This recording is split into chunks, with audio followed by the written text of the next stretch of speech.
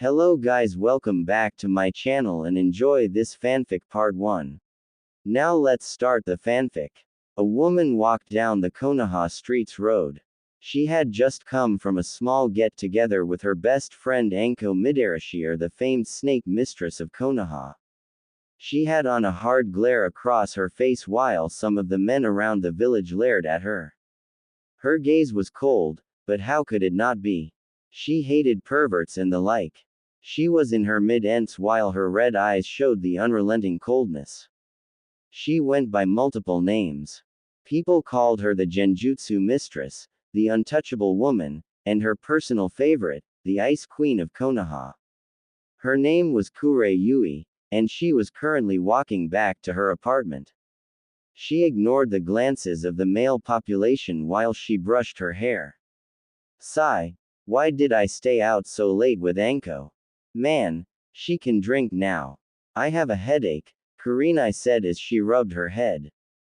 She hadn't really drunk so much as her friend since she was never much of a drinker to begin with, but she still felt the after effects of the alcohol. Kurenai continued to walk towards her apartment while mentally cursing Anko for persuading her to go for a drink with her. But those thoughts were immediately put to rest when she saw a multitude of people come out of a dark alley. She might have been slightly drunk, but even she could get serious even if she was under the influence of alcohol. Kurenai raised an eyebrow as she saw them run away fast. But she also saw that they had weapons in their hands. Kurenai, being curious, walked into the dark alley and after a few seconds she widened her eyes. She saw a blond boy around the age of 6 on the ground with his body torn and beaten. Kurenai narrowed her eyes as she carefully flipped him over and slowly checked his pulse. She was so happy he was alive, but just barely. She noticed the whisker marks on his face and widened her eyes again. She was staring at Naruto Uzumaki, or as she knew, the container of the Kyobi no Yoko. Kurenai knew about Kyu. She remembered how she wanted to fight with her father to stop it from destroying the village, but she and her friends were too young, so they couldn't go. It was one of Kurenai's most memorable moments. Even if she didn't like it, Naruto winced at her touch, but slowly calmed down while Kurenai clenched her right fist. She might not have seen Nar that much, but she didn't hold anything to the blonde. More or less, she felt sorry for him and having to carry such a burden. He's only 6 and they do something like this. Hokage-sama, is this really the village we all fight to protect? Kurenai wondered as she slowly picked up the blonde boy and walked him towards the hospital. She wasn't about to let him die like this. Kurenai could feel something when she touched him. A small feeling that made her drop her cold gaze for a bit. People watched the Ice Queen of Konoha, the famed demon brat, to wherever she was going, and most scowled and whispered things that didn't fail to enter her ears. Kurenai turned to the people talking and glared at them, making them all shut their mouths while she continued walking. Some people wanted to smack the demon brat out of her hands. But people knew that she might have been a tunin. But Kurenai was quickly gaining a reputation even with amongst the Jon and shinobi. So all the civilians backed off and allowed the woman to run towards her destination. Somewhere else he was known as a lot of things. He was called the god of shinobi, the professor. And besides the Nadim Suchi Kage, he was the oldest Hokage in office to date. His name was Serbi Hiruzen and he was walking down Konoha streets enjoying a nice walk. He was on his way to Naruto's house to check up on the blonde. Serbi wondered what he was up to and simply decided to surprise Naruto with his arrival. Hai continued to walk as he greeted the citizens of Konoha before he heard a yell along with a sharp rise in key. What do you mean you won't help him? Someone yelled and Sarobi turned around to see the noise came from the hospital that Konoha was slightly famous for. Wondering what the problem was, Serbi walked towards the building and hoped that whatever happened he could resolve it peacefully and with no conflicts. He entered the door and saw Kurana at the front desk, and he was about to intervene before he looked a little lower and saw the genjutsu mistress holding a beaten Naruto in her hands. Satobi widened his eyes and quickly ran to the front desk, surprising both the receptionist and Kurana at the same time. Narkin, Saroti said as he looked over the passed-out blondes, bruises, and injuries. Saratobi narrowed his eyes and his ki completely suppressed Kearney's, making all the staff members drop their things. Get him a doctor right now, Saratobi ordered. And knowing how people were with the Hokage, the receptionist quickly agreed, and immediately a small team of medical nin took the blonde and started to heal his injuries while Kurana and Sarobi sat near the window to make sure no one tried anything with Nar, which Sarobi knew might happen while Kurana had a woman's hunch that it could happen. As they watched the medics work on Nar, Sarobi leaned forward and rested his chin on his arms while looking at the blonde. What happened? Kurana? Hai asked, making his voice strangely calm, but Kurenai knew better. She could tell that Serbi was angry and he was ready to lash out at the first thing that he directed his gaze on. Meanwhile, Kurenai narrowed her eyes and sat in an upright position as she felt the alcohol leave her body, with her becoming more and more sober. I don't know it all, Hokage-sama. I saw about 10 people come out of a dark alley and they ran off immediately. I thought it was strange, so I investigated and saw Naruto on the ground beaten. I rushed him to the hospital. I demanded that they heal him, but people said that they had too many people to take care of and couldn't tend to him at the moment since they were understaffed. But I knew it was a lie because I saw the other doctors and nurses taking their time and writing documents. So, I was angry, Kurana explained. And Suobi gritted his teeth. His hands clenched upon each other as he tried to get his anger under control. Kurenai sighed and turned to Serbi. He's only 6. How could they do that to him? Kurenai asked, and Hiruzen wasn't even sure how to answer that question even if he was called the professor. It's all my fault. I should have watched him better. I can't believe it got to this point, Serbi said. And Kurenai sighed. She had been guilty of not paying Nar much attention either. Where are his parents? Kurenai asked, and Sarutobi shook his head before rubbing the bridge of his nose with his fingers. He doesn't have any. He's an orphan, but I was told how he was treated back at the orphanage. Sai tired to see if he would be okay on his own, Serbi said. And Kurenai's hair covered her eyes. If one looks closely, they would see that her red eyes showed anger and slight resentment. How was he treated in the orphanage? Kurenai asked, wondering if she would dread that question. Saratobi sighed. And while they watched the medic work, he told Kurenai the entire story. Needless to say, Kurenai had to keep all of her ki under control and not go straight to the orphanage and put everyone under a strong genjutsu that would leave them with mental trauma for years.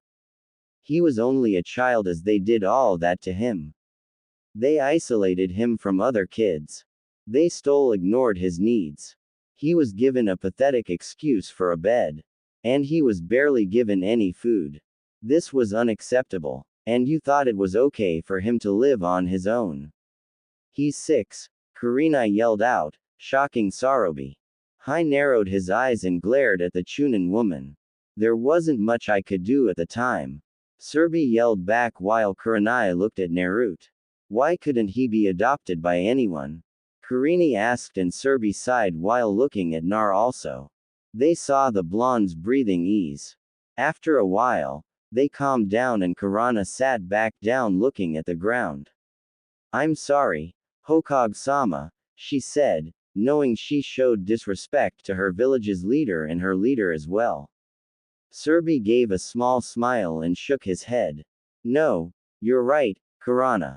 The council breathed down my neck about Naruto, and it was hard to come to a solution to it all.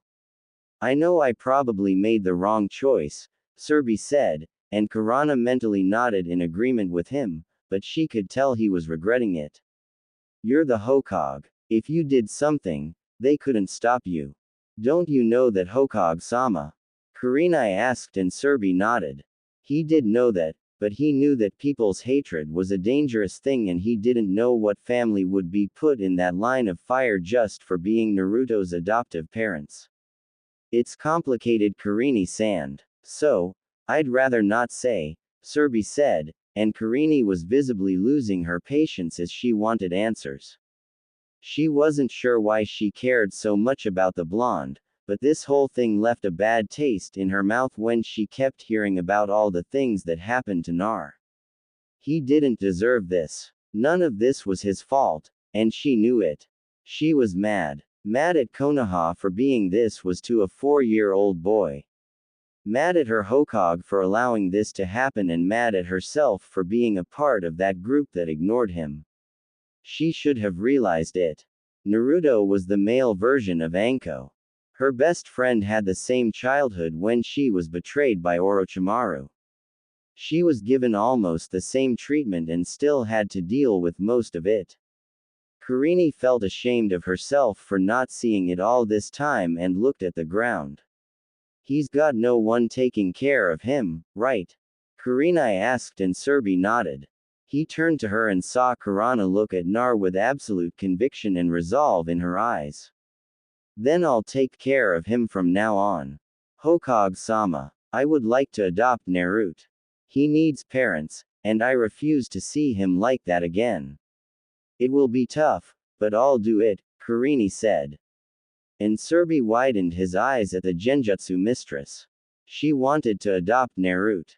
Kurenai, think about this. You're a shinobi, and I don't think it would be wise to. Serbi stopped when he saw Kurana's eyes. The fire burning in them that showed no room for discussion, even if he was her Hokage. Saratobi widened his eyes as Kurenai gave him a pleading look. The Hokage sighed and thought it over. He knew things couldn't stay with Naruto and maybe the blonde would be better if he had someone capable to look after him. He couldn't really see anything wrong with Kurenai doing it since even if few women her age had children when they were that young. Are you sure about this, Kuren-san? You will have a lot to do. Serbi said and Kurana looked back at Nar. She knew next to nothing about the blonde, but she felt her heart tighten when she heard of all the things that happened to him. In her mind, it just wasn't fair for the blonde to have to experience that.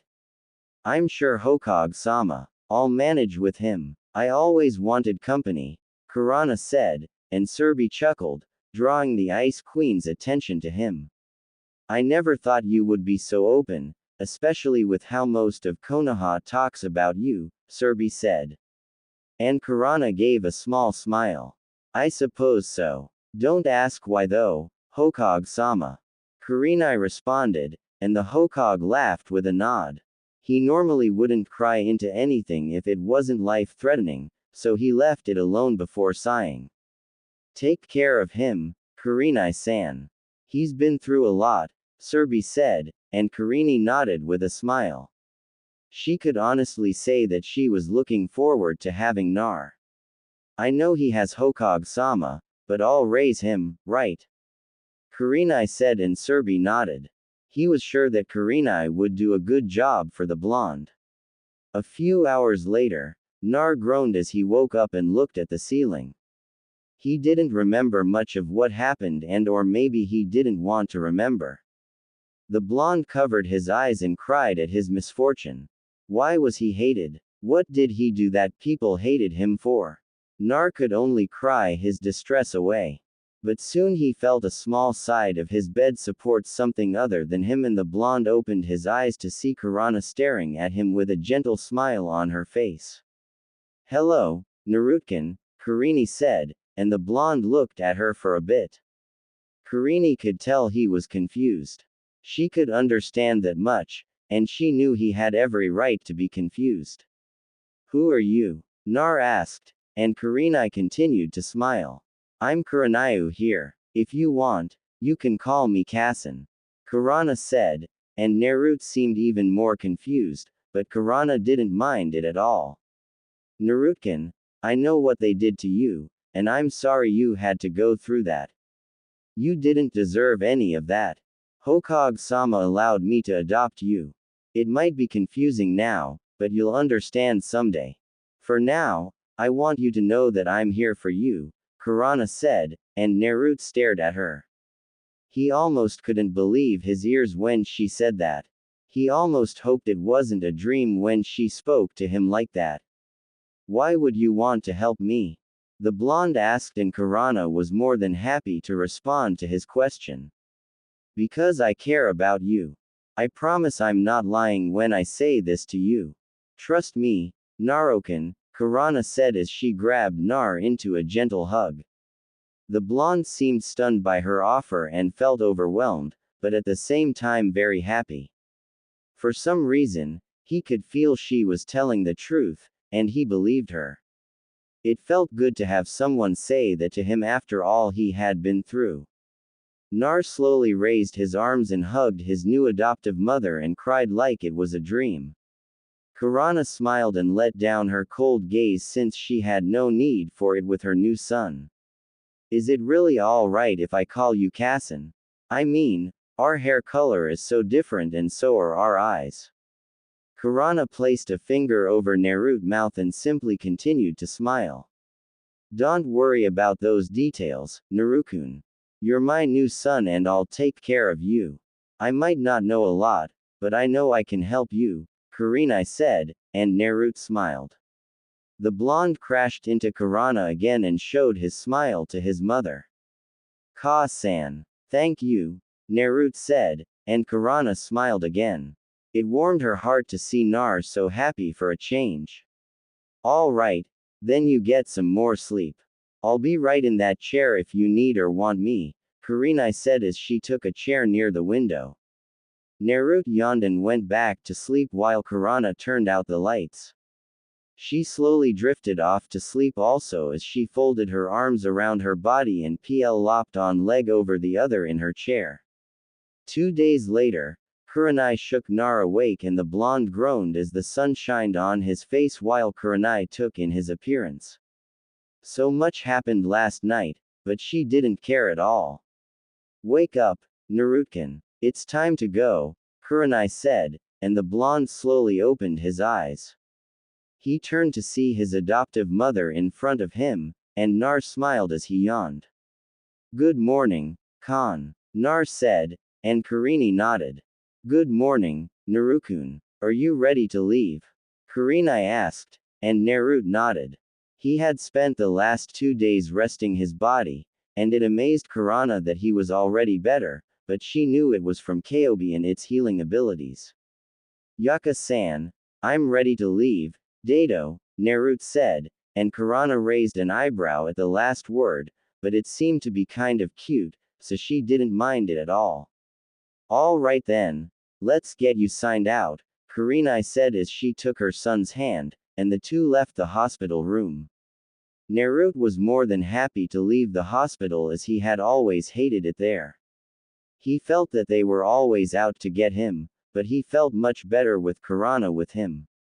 After signing her son out, Kurenai took Naruto through the village, and almost immediately they drew attention as most of Konoha went wide-eyed.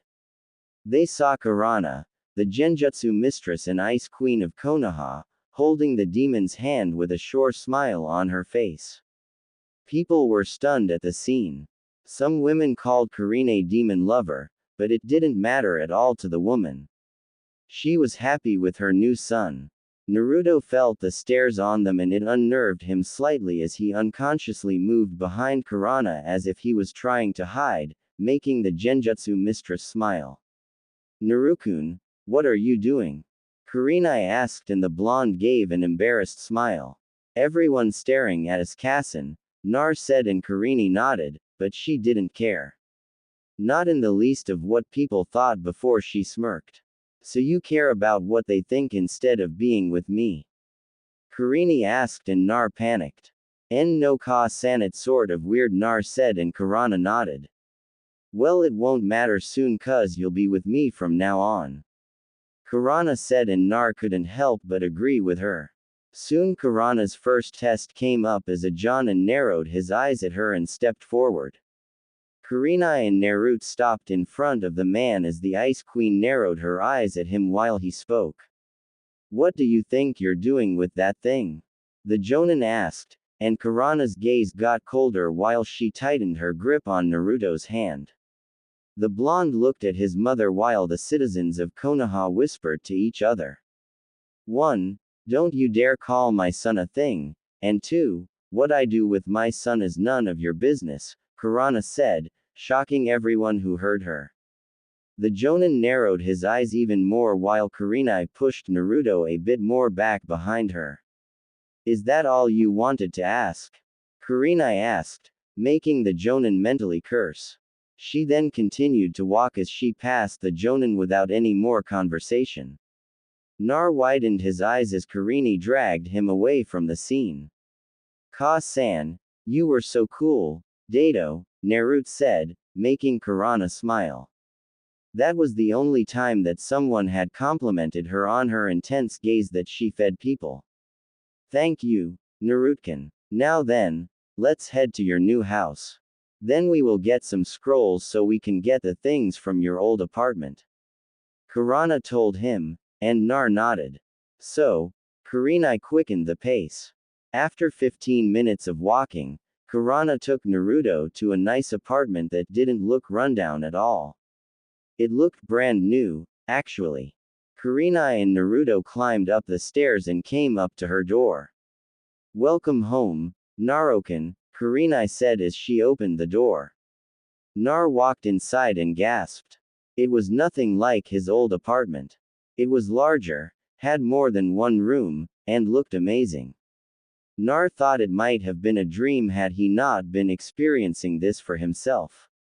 The blonde ran around the room while laughing, making Kurana giggle. Khan, it's amazing. My apartment is nothing like this. Am I really going to be staying here?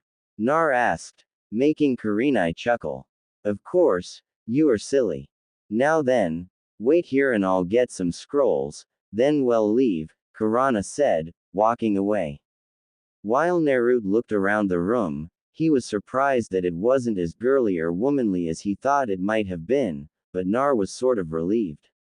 He looked around and sat on the couch that was in the living room next to the coffee table. Wow, Ka-san's place is really neat, Nar said as he sank into the couch. He'd never felt anything so comfortable in his life. Just before he could submit to the softness of the couch, there was a knock on the door and the blonde raised an eyebrow. He wondered if he should answer it or what Kurenai would do. Naruto shrugged his shoulders and opened the door and was greeted to a woman a few inches shorter than his adoptive mother. She was wearing a trench coat and fishnets around her body and she had pink hair with a dango sticking out her mouth. Hey kid, who are you? The woman asked and Naruto raised an eyebrow. He wasn't sure how to answer that but luckily he wouldn't have to as Kurana came back. Naruto, who's at the door? Kurana asked only to see her friend at the door in front of her son. Anko, Kurenai said, making Naruto and Anko turn to her. Nar turned back to the woman and widened his eyes in realization. So her name was Anko. Enshin, I came to see you. Who is this little guy? Anko asked and Kurana smiled as she knelt down and wrapped her arms around the blonde before smiling towards her best friend. This is Naruto Uzumaki. He's my son, Kurenai said and Anko nodded. Silence came over the room as the information came into Anko's head. He's what? Anko said, making Kurenai smile with a nod that she wasn't kidding. Anko gasped and looked at Nar. Enshin, this is huge. Are you sure you can handle that? Anko asked, and Kurenai nodded. Of course, Anko, I take care of you just fine on occasion, Kurenai said, making Naruto snicker at the purple-haired woman's shocked face. How did he become yours? Anko asked, and Kurenai told Anko the whole story of how she found Nar in her talk with the Sandaime Hokage about adopting Naruto. And needless to say, Anko was even more surprised. Whoa, Nai-chan, I didn't know you had it in you, Anko said while Kurana's eyebrow twitched. The Tunin huffed while Anko smiled at Naruto, making the blonde smile back at her. So, if he's your son, then can I be his sister? Anko asked, making Kurana raise an eyebrow. Anko's eyes gave a pleading look while Kurana sighed. Somewhere in her head, this was a horrible idea, but she relented. Fine, Anko. You can be Narkon's sister, I guess, though I don't see why, Kurenai said, and Anko's grin got bigger. Are you kidding, Enshin?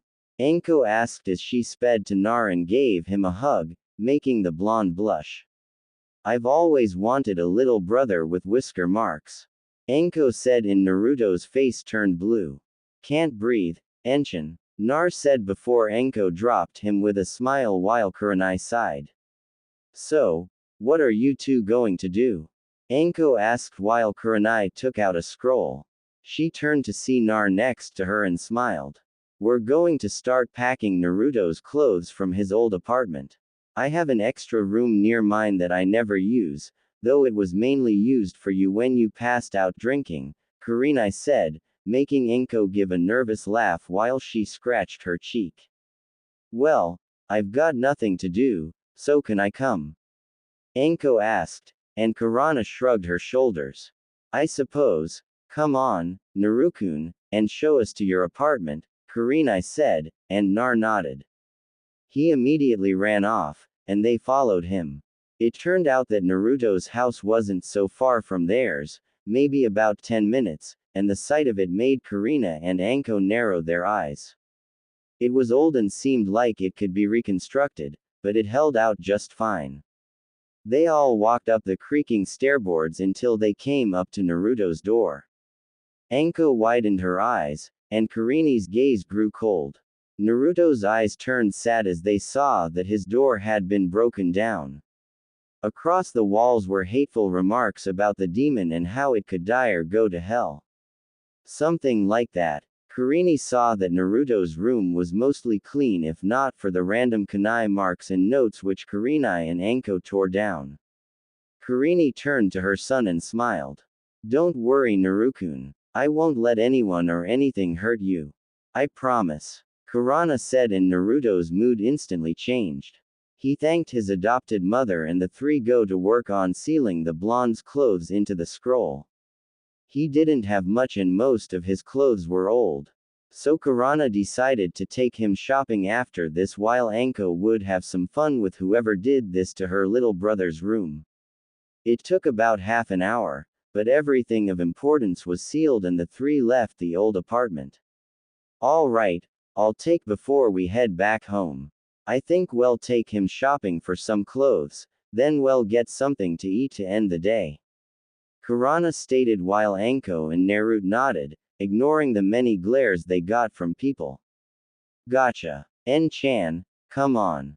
Narukun, let's get you some clothes, Anko said as she grabbed Naruto's hand and the three walked for a clothes store. As soon as they came to one, all three entered the shop and were met with a smile that quickly turned into a frown when he saw Nar. Obviously, Kurana and Anko noticed his frown and glared. That thing isn't allowed in here, the man said simply while Kurana's hair covered her eyes again. Anko, take Naruto-kun outside. I've got to teach this man a lesson. Kurana said, and Anko nodded as she grabbed Naruto and took him outside while Kurenai smiled. Let me show you why I'm called the Genjutsu mistress of Konoha and why you never insult my son. Kurana said as the man was about to find out that he made the worst mistake of his life. Anko and Nar waited outside for a few minutes before Kurana smiled and allowed them inside. Nar and Anko smiled and walked inside while the man was smiling like he just saw death flash before his eyes. Take anything you want. It's on the H house, he said, and Kurana nodded. She and Anko grabbed countless clothes and had Naruto try on a few of them for their amusement. After about an hour, the three left and Naruto's stomach began to rumble. It was the middle of the day, so that was understandable. Are you hungry, Naruto-kun? Kurenai asked, and her adoptive son nodded.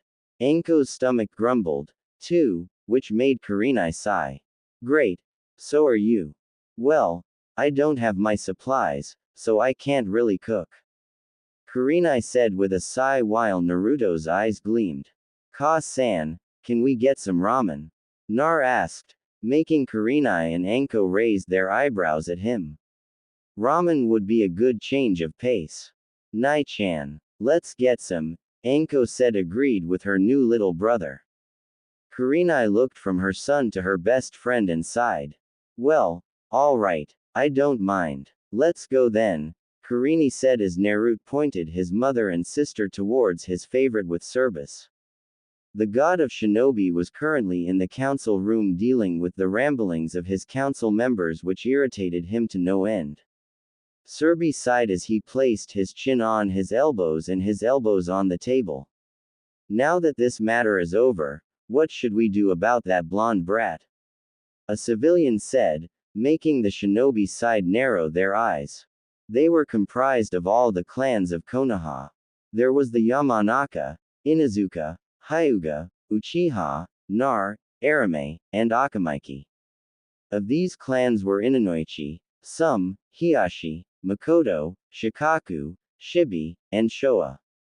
That brat has a name, just so you know, Sum said, growling at them all. I don't care what you call him. The brat is just a brat. Come on, Sarobi. You know about his problem.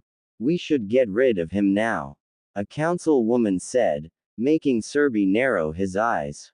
That's Hogue-sama to you, and you won't do anything to Narune, Serbi said, making Sum and Makoto smile.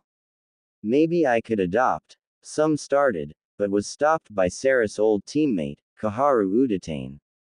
Absolutely not. He should be left alone as he always has been, Kaharu said, making Sun growl. But Hizen was smirking as he got a drop on the council. Besides Suman, it hardly matters now, Sarobi said, turning everyone's attention to him, making Makoto and Sun raise an eyebrow.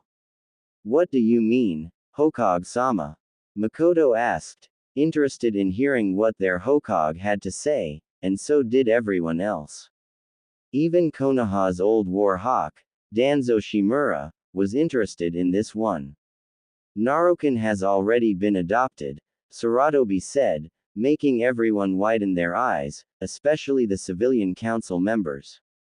Sum and Makoto seemed more surprised than anyone else. What? Who would adopt that thing? A man said, making Serbi glare at him. He's not a thing, and I think the woman who adopted him as her son wouldn't like it if you called him a thing. Serbi said, making everyone tense. Hokage-sama, who adopted Naruto Uzumaki. I believe we should know this information, Hiashi said in a stoic form, making everyone nod in complete agreement with him. All right, Hiashi, since you and the other want to know so badly, then I'll tell you. As of 2 days ago, Naruto Uzumaki was adopted by Kurei Yui Genjutsu Mistress. All of the paperwork has been finalized by me also, Serbi said, drawing gasps from everyone on the council. That woman adopted that brat, someone said, making Serbi nod. We should stop her right now, another person said before slammed the desk. I don't think so. If she adopted him, then it's fine with me. Kurenai has the support of the Inuzuka clan, Tsunami said while Makoto stood to her feet. As well as the Uchiha clan, Makoto said to everyone. Most people gulped and dropped the issue since the Uchihas were still quite influential, even if it was only Makoto and her son Sasaki Uchiha. But someone started. No buts. Unless you want to fight me, then you'll leave Kurana and Naruto alone, Makoto said and soon backed her up, making Serbi chuckle with a nod. Well, if that's all, then this meeting is adjourned, he said, and left while most were still stunned at the news.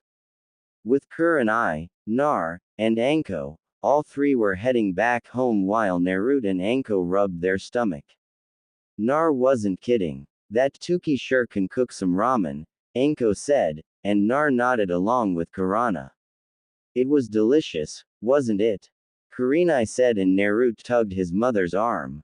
Ka-san, do you think I can be like you in Enshin? Nar asked, making Kurana and Anko raise their eyebrows. What do you mean, Naruto-kun? Kurenai asked, and the blonde blushed slightly. I want to make you too proud. I want to be a shinobi. Please teach me Kasen Enshin. Naruto said as Kurana and Anko looked at each other. Anko grinned and shrugged her shoulders. It's your call, Na-chan. He's your son, Anko said, making Kurenai smile. All right, Naruto-kun. Well train you, but you must work hard and no complaining, Kurenai said, and Naruto's eyes beamed as he hugged his mother. You got it, Ka-san. I'll make you an En-chan proud. Dad Bio Nar yelled as he grinned. Kurenai ruffled his hair while Anko smiled. Things are getting interesting, Anko said, and Kurana nodded as the three walked off to their homes to prepare for the next day in Naruto's training. Nar groggy woke up and yawned himself awake. The blonde rubbed his head before he took in his surroundings. The blonde widened his eyes when he remembered the events that happened yesterday.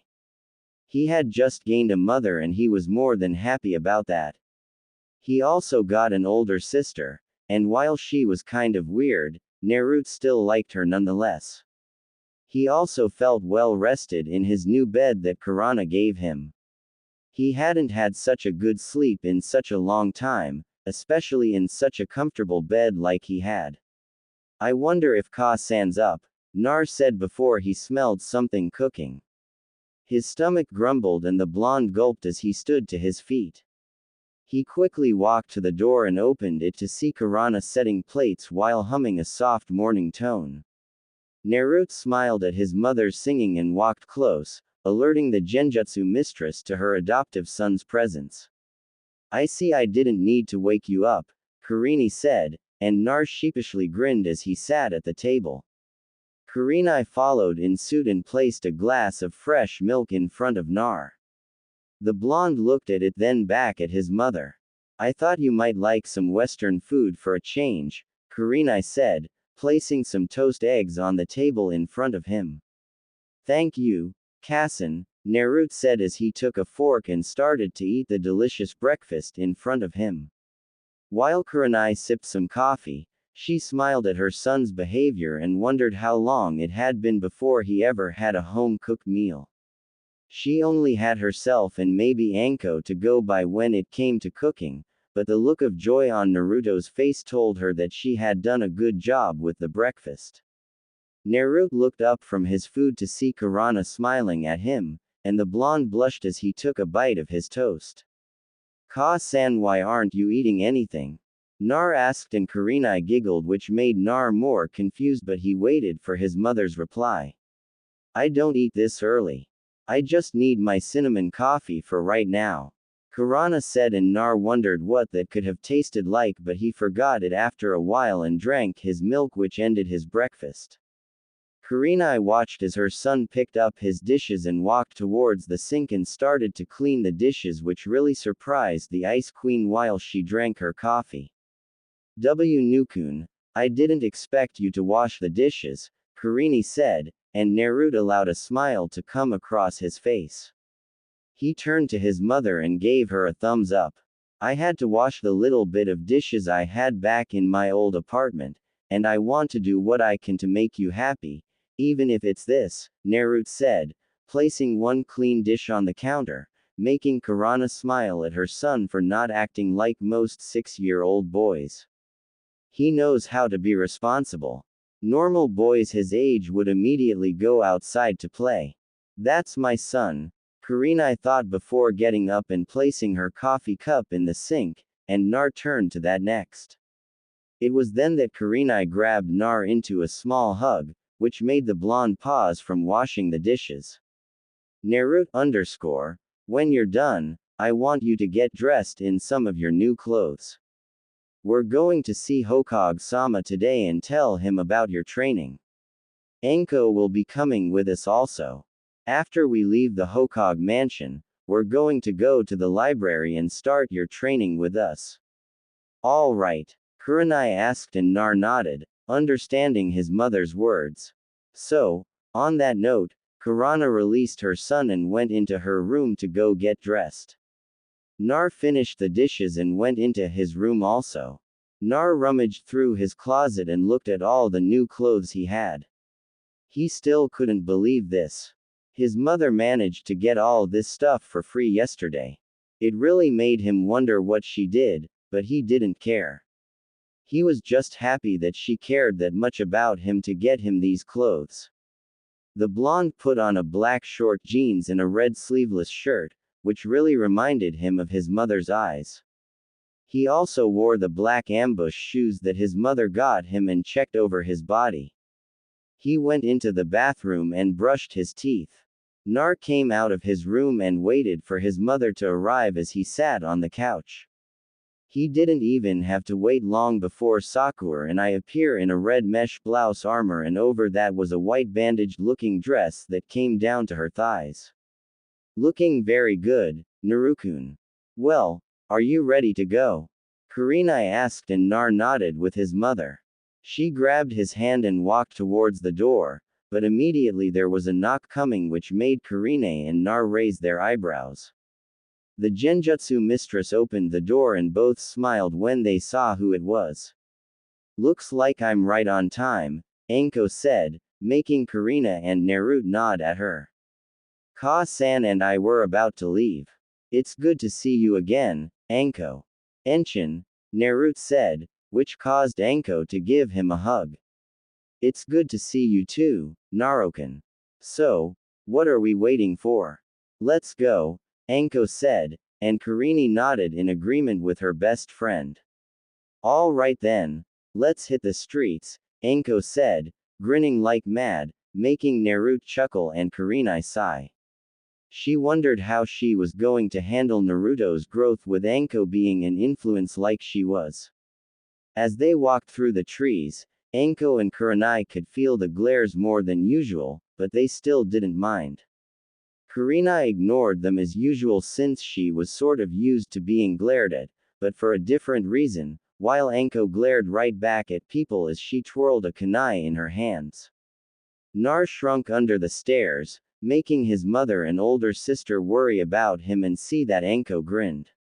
Hey Nar, want to see a good prank? Anko asked, and Nar instantly gave her the attention she wanted. Kurenai glared at Anko, wondering if she was about to do something that would give her a headache so early. Anko walked up to a civilian man who had been glaring at them and smiled. Hey sir. Good morning to you, Anko said while the man narrowed his eyes at Anko's smirk. Naruto felt a prank coming while the man responded. What do you want, demon lover? The man asked, and Anko's smile slightly waved while she grew a tick mark on her head. She slowly patted the man on the back and continued to smile. Just wanted to say good morning to you is all, Anko said, walking off, confusing the man as he continued to glare at them. Meanwhile, Anko and the others walked away as she held up 3 fingers to Nar. 3, 2, 1. Anko counted, and immediately the blonde and 2 Chunin heard a yell and turned around to see a snake slithering around the man's neck, making him yell his lungs out while the other civilians screamed and ran from him before they got bit, which caused Anko and Naruto to burst out laughing and Kurana to slightly giggle. Anko, nay, that was awesome. I thought he was going to pass out from the shock, Nar said, making Anko ruffled her little brother's hair. Yep. I have a lot more that I could show you. Don't think you're the only prankster in Konoha, Anko said while Kurenai smiled at them. Anko, Nar, unless I give permission, don't do that again, Kurenai said while Anko sighed at Kurenai's slightly boring sense. All right, Ka-san, Nar said, not wanting to upset her.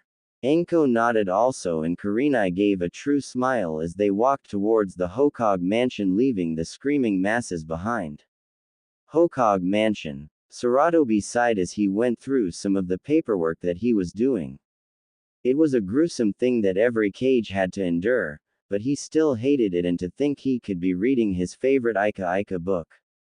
He remembered how many of the council members came into his office yesterday about Naruto being adopted by Kurana, but he told them that he had filled out the paperwork and made sure that it was safe simply because he always kept it near him.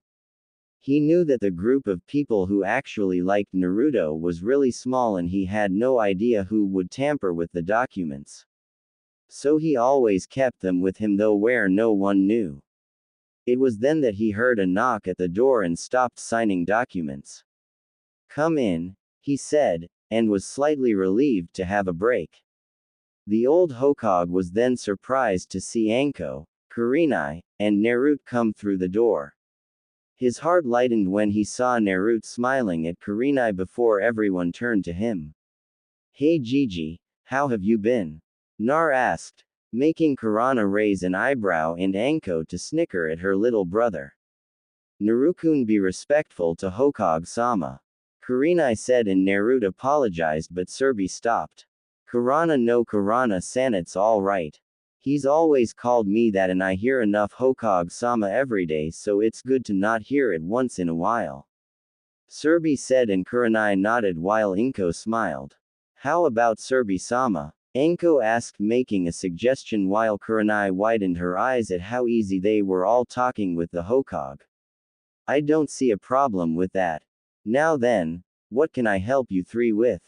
Serbi asked while Anko turned to Kurenai and gestured for her to proceed. Kurenai stepped forward and turned back to Nar. "Well, Serbi-sama, Naruto told us that he wants to be a shinobi, so Anko and I were considering training him. Then I would enroll him in the academy when he was old enough." Her and I stated, and Serbi turned to Naruto, who nodded in agreement with everything she said. The Sandame took a puff of his smoke. "Well, I certainly have no problem with him learning anything. Also, it's not like you had to come to me for confirmation. Since you are Naruto-kun's mother, you can train him at your leisure if you wanted, though knowing this is much better than not knowing." "Well, is that it?" Serbi asked, and Kurana nodded. "Well, that's good. But you really shocked everyone, Kurenai. If you saw how many people protested to you adopting Naruto-kun, I'm not sure what you would have done," Serbi said. And Kurana sighed. "It doesn't matter. Serbi-sama, Naruto-kun is my son and I won't let anyone take him," Kurenai said, and the Sandame nodded with a gentle smile. "So let me guess. Anko, you wanted a part in this also?" "Hi," said Anko, chuckled. "Yep. He's my little whisker-faced brother," Anko said, making Serbi sigh. He then turned to Nar and watched the blonde laugh with his family.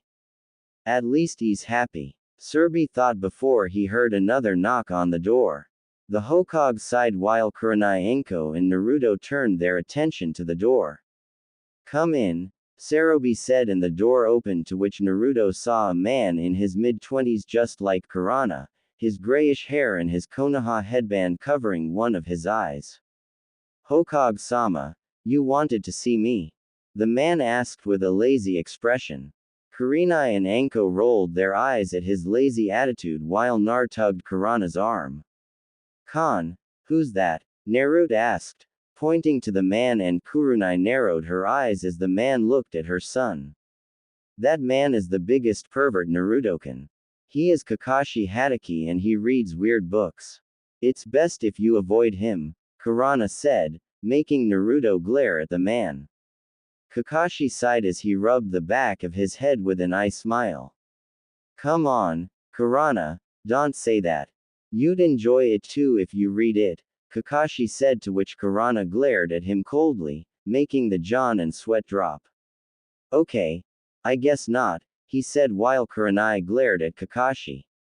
Meanwhile, Naruto tugged Anko's trench coat, making the purple-haired woman kneel down to her brother as Naruto whispered into her ear. "Does Ka-san have something against Kakashi?" Naruto asked, and Anko smirked as she watched the exchange. "Not that I know of, but she just acts that way with all perverts. It's not just Kakashi, though. You know, Nar, if you want to be like Kai, then you should adopt her gaze also." Your blue eyes are the perfect form of coldness, just like Kurenai's. Anko whispered, making Naruto widen his eyes. He looked up at his mother's glare and mentally told himself that he would try to glare like that someday. The cough from Surbi stopped Kurana's glare and Kakashi passed Kurana. Naruto and Anko then bowed before his Hokage. Kakashi, why did you fail another team? Surbi asked and Kakashi narrowed his eye. It's because they weren't fit to be Shinobi Hokage-sama. Kakashi said and Surbi sighed. He took a deep puff of his smoke and turned to look out the window. Kakashi, that's the third team you failed. You said you wanted to teach the next generation, but you're making it difficult. Try and pass a team this time, Surbi said. And Kakashi nodded before walking towards the door, but then he stopped and turned to Kurenai. Well, Kurenai, congratulations on adopting Naruto. I guess despite your title as Konoha's Ice Queen, you are quite soft, Kakashi said with a chuckle while Kurenai narrowed her eyes. At least Ka-san isn't a pervert. Jonin, Naruto suddenly said, making Kurana widen her eyes and Anko snicker. Kakashi raised an eyebrow at the blonde while Naruto glared coldly at him. Kurenai giggled as she looked at her son's glare. He's not bad. That glare would make any normal kid flinch, Kurenai thought before Nar grabbed her hand. Come on, Kassen. You and Ank said you'd train me, so let's go. Naruto said running out the door while holding Kurenai and Anko's hand. I think you just made him hate you. Surbi said, and Kakashi sighed with a nod. He honestly didn't mean anything by it, but he knew that he shouldn't have said it like that. Kurenai already tolerate him and his pervert tendencies as it was. He probably just made it worse. I never thought that Kurana would adopt Naruto of all people, Kakashi said and Sarubi nodded. Yeah, it's a shocker, but I'm happy for him, Surbi said. And Kakashi shrugged his shoulder while he took out an orange book and walked off, leaving Sarutobi to his work. With Kurana, Anko, and Nar having left the Hokage mansion, the group left the area and Kurenai grabbed Naruto's hand. She took him in the direction of the library while she turned to Anko. Anko, prepare our regular training ground for Naruto. We'll be there later. Kurana said, and Anko nodded as she gave Naruto goodbye and hopped along the rooftops. While Kurenai and her son walked into the library, they were both met with a bit of hostility, but there was nothing the civilians could do. So, Naruto entered the library for the first time. He looked at the mountains of books in the shelves while Kurana took him to the shinobi section of the library. All right, Nar, what do you want to learn? Well, get the books, Kurenai said, and Naruto thought it over. He rubbed his head for a few minutes while Kurenai slowly waited for her son's response to her question. Well, Ka-san, I'd like to learn everything. I want to be a well-balanced shinobi. I heard lots of people calling you the genjutsu mistress. I want that to be my primary art. I'd like to have taijutsu and enjutsu just so I don't focus on one thing, Naruto said. And Kurenai chuckled, but she remembered Kyobi's large chakra reserves, which gave Naruto nearly cage-level chakra just at the age he was. Genjutsu would be a bit of a struggle for him, but this was her son, and the least she could do was believe it was possible and teach him. Well, Naruto-kun, I'm glad you want to be well-rounded, and you have two perfect teachers. Anko leans more to taijutsu and enjutsu, while I lean towards genjutsu and tactics. With your Ka-san and Nchan, you will be a very well-balanced shinobi. Now then, we will get to work on your chakra control. Do you know what chakra is? Kurenai asked and Naruto racked his brain. No Ka-san. I'm sorry, Nar said and Kurana patted his head. No problem, Naruto-kun. For now, I'll tell you, and later I'll show it to you. Basically, chakra is the energy within our bodies. It's the thing that allows us to perform amazing techniques. In essence, Chakra is a shinobi's best friend. Now then, let's get you some books. We'll mostly take some on chakra control and some on gen and tunin techniques. Kurana told her son, and Nar nodded as the genjutsu mistress handed Naruto the books, and when they were done they carried them out and walked towards a training ground. Ka-san, when did you start genjutsu? Nar asked out of nowhere as they walked for a few minutes. Kurenai smiled and looked up at the sky. Maybe since I started the academy. There weren't many genjutsu users during that time, and I had a peculiar knack for it, so I went with it. Mostly, I wanted to prove that genjutsu was just as good as taijutsu or enjutsu, Kurana said, and Naruto nodded. That's a cool dream, Ka-san. Nar said, and Kurana giggled with a bit of thanks to her son. While they walked, Kurenai raised an eyebrow when she saw two other people walking. She knew the oldest right away while the younger she had a vague memory about. Of course, she couldn't really forget them. They were the last of their clan after all. It was Makoto and her son Sasaki Uchiha. Nar looked at Sasaki and the brunette looked at Nar. They both shared a glance at each other as the two mothers stopped to talk. Kurenai-san it, Makoto said, and Kurenai nodded. She had seen Makoto around multiple times. There was a few other times that Anko and Yuga would invite herself and Makoto to a woman's night out. It's good to see you, too. It was quite a shock when I learned what you did, Makoto said, taking a glance at Naruto, which Kurenai did notice. Well, that's life, isn't it? My son is quite responsible for his age, Kurenai said, smiling. And Makoto chuckled. Sasuke-chan's no slouch either, though I wish he wouldn't mop all the time. Makoto said, and Kurenai raised an eyebrow as to what she meant. Meanwhile, Naruto was staring at Sasaki and Sasaki was staring at Nar. The two young boys glared at each other before the Uchiha spoke. What are you looking at? He asked while Nar narrowed his eyes. Well, I'm looking at your moppy face. You need to lighten up. Nar said, and Sasaki gritted his teeth at the blonde.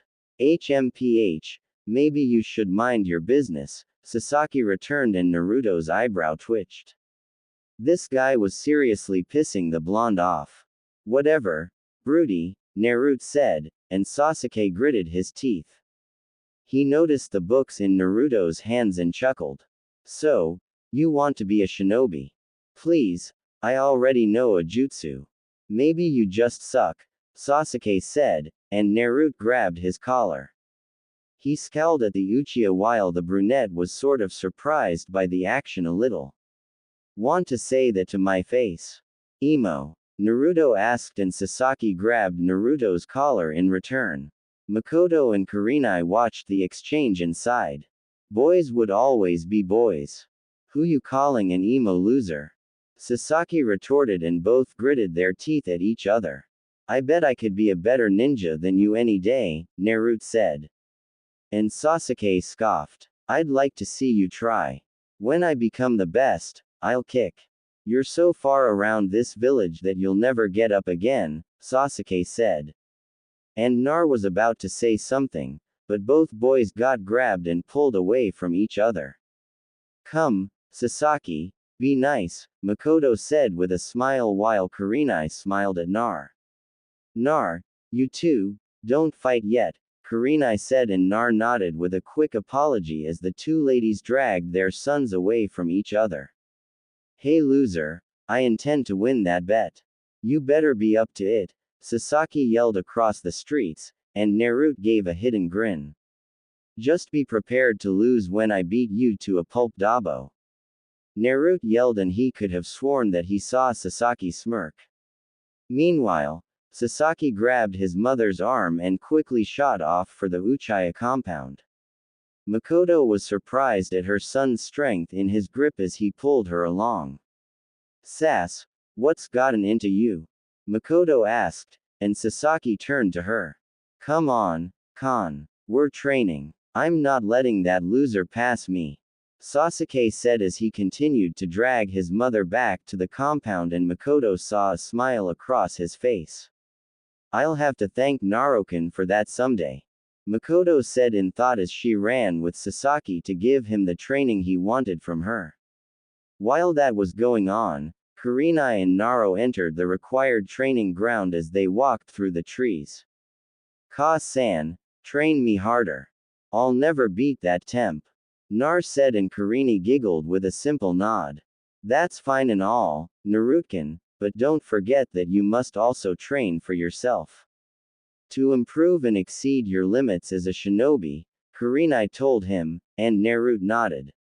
I understand, Khan, Nar said, and Kurana nodded. They soon entered a lush field with a pond in the center of it.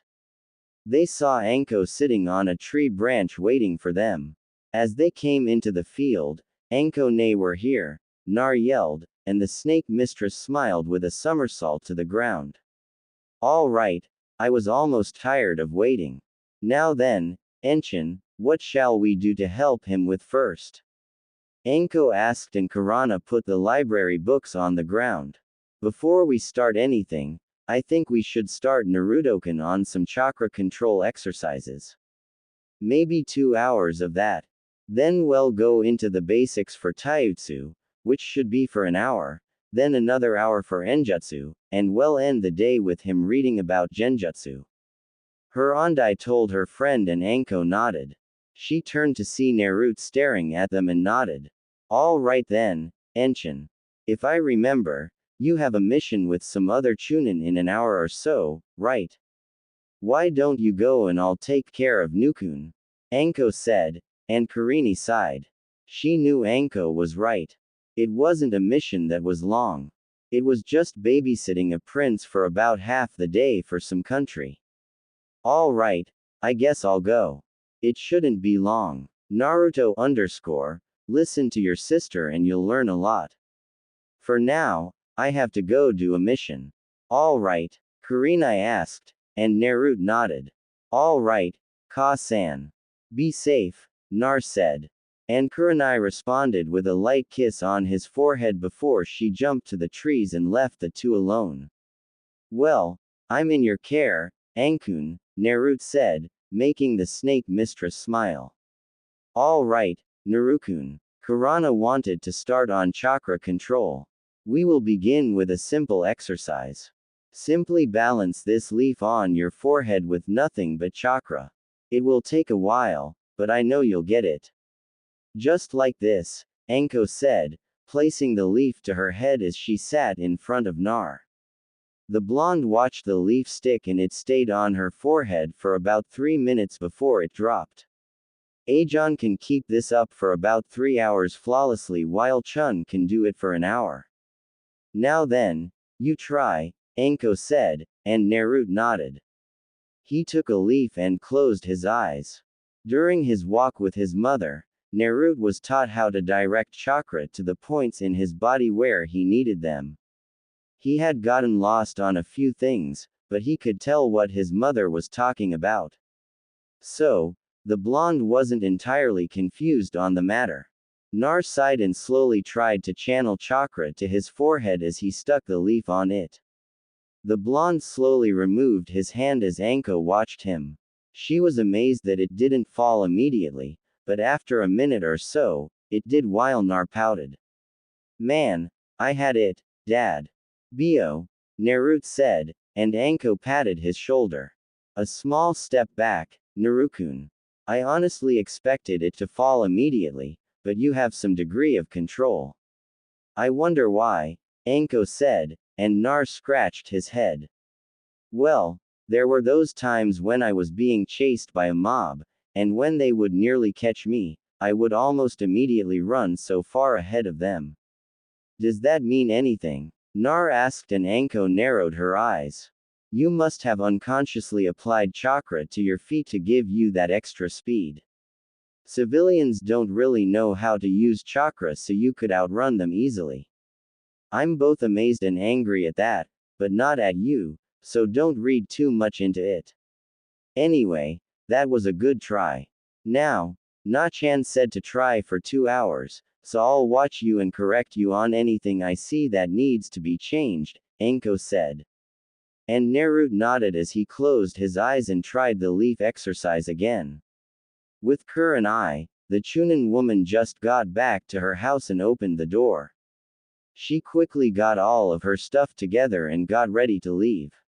She had to meet up with Genma, Guy, and a Kakashi. Out of them all, Kakashi and Guy were the only Jonin while Genma and Kurenai were the Chunin. But Kurenai was possibly the only real Chunin since Genma said he was going to do the Jonin exams in the next month. Kurenai would have taken the exams also. But with her new responsibilities to Naruto, she knew that if she made John and then she would be called out a lot more and that would leave the village to chase him at their leisure and she would be damned if that happened. Well, I guess I can wait till he's about 10 or so then I can become a Jonin. For now, Naruto is my primary concern, Kurana said to herself before heading for the door. She opened the door and almost walked out before seeing two council members at her doorstep. They were Kaharu and Homiera. Kurenai-san, glad we caught you. May we have a word? They asked and Kurini narrowed her eyes. Her womanly instincts pointed this to Nar or something that had to do with her adoptive son. Well, I'm kind of in a hurry, so I can't really talk long, Kurana said, and the two council members nodded. That's fine. We hope this won't take long either. So, well, get right to the point. We want you to relinquish Naruto Uzumaki from your care. No, Kurenai said just as fast as their request came out. Homura and Kaharu narrowed their eyes at her, and Kurenai stepped out of her doorstep and closed the door.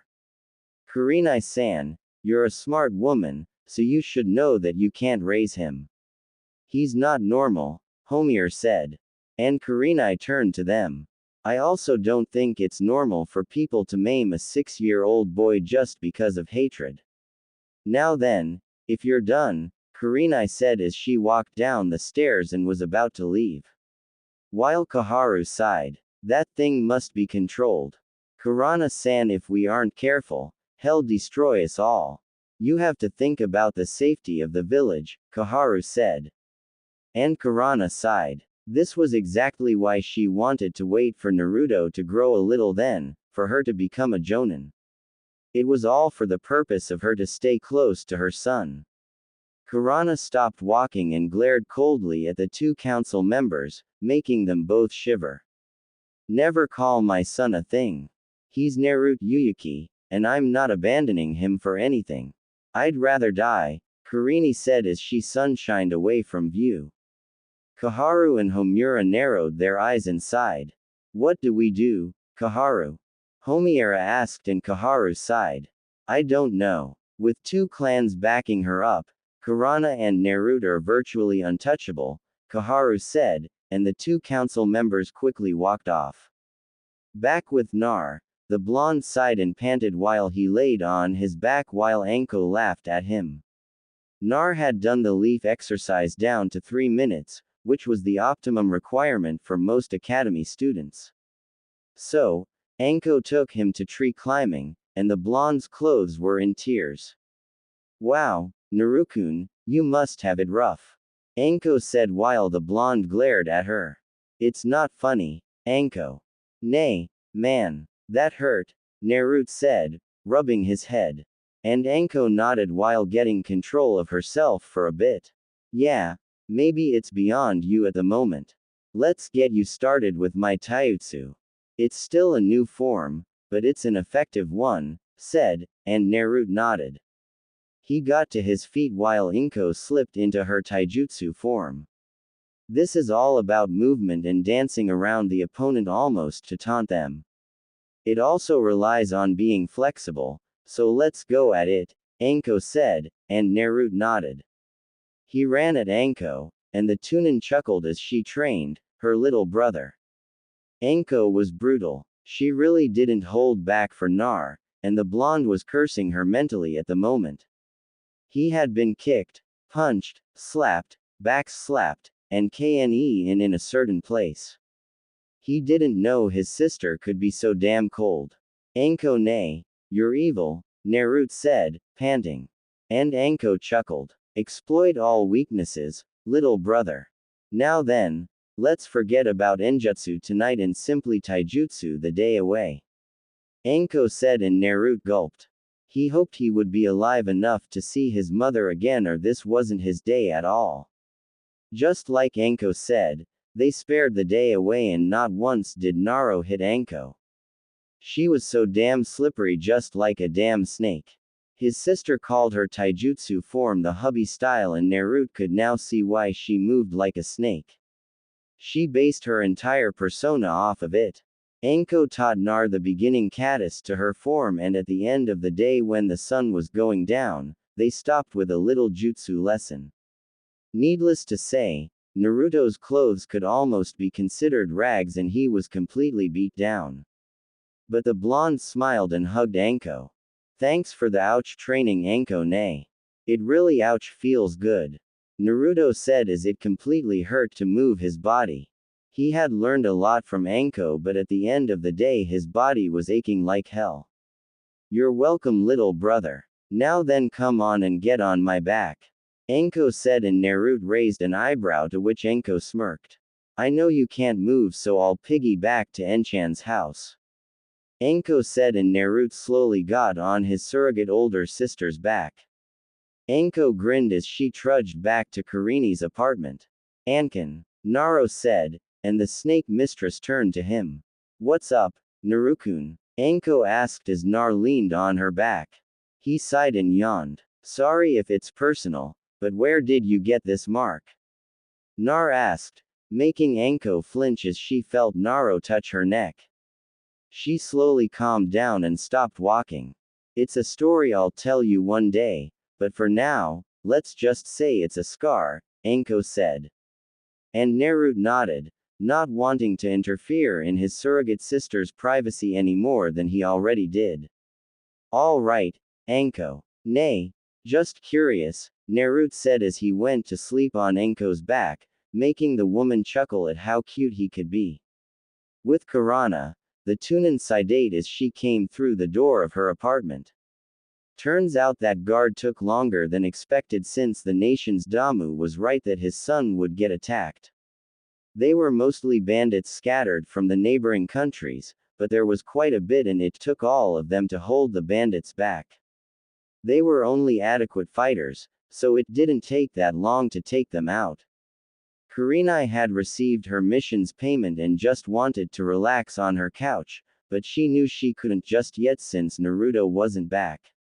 She was about to get up again and go to the training area, but the door opened and Anko brought in Naruto on her back and Kurenai immediately got worried when she saw how terrible the blonde looked. Anko, you didn't have to go that far, Kurenai said as she rested Nar on the bed. Sorry about that, Enchan. But he's really persistent. He's going to really be something in the future, Anko said. And Kurenai nodded in agreement. I guess now would be a good time for me to go to a new rank, Anko said. And Kurenai raised an eyebrow. I'm going to help you take care of him. He's my family, too, Enchan. Anko said, and Kurenai sighed. Well, that's all nice and good, Anko, but he needs to be alive for you to help him. Kurenai said, sending her friend a glare, while Anko sheepishly chuckled.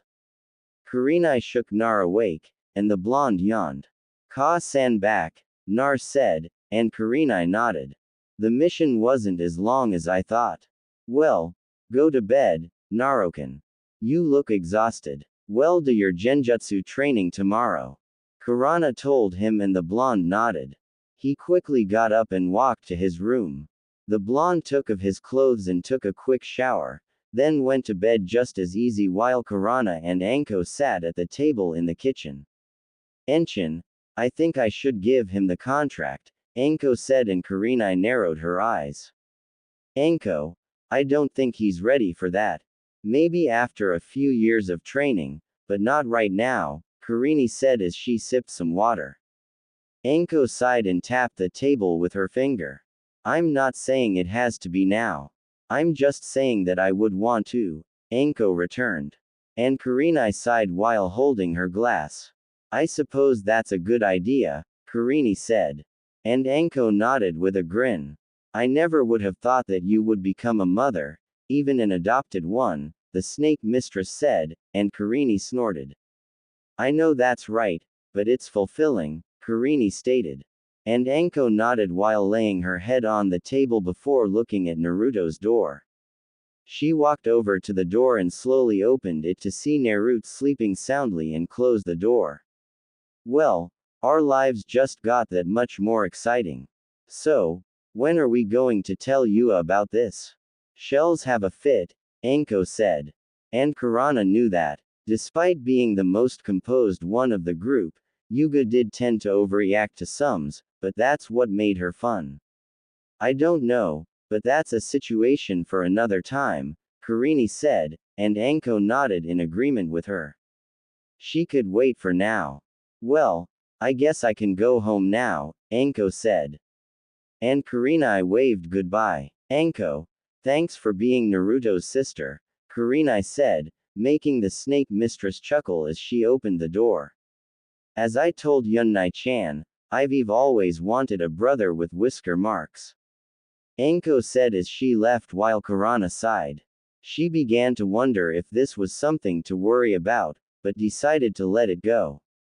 As she got up from her seat and walked towards her bedroom to go to sleep, she stopped to take a peek into Naruto's room and smile when she saw her son sleeping peacefully.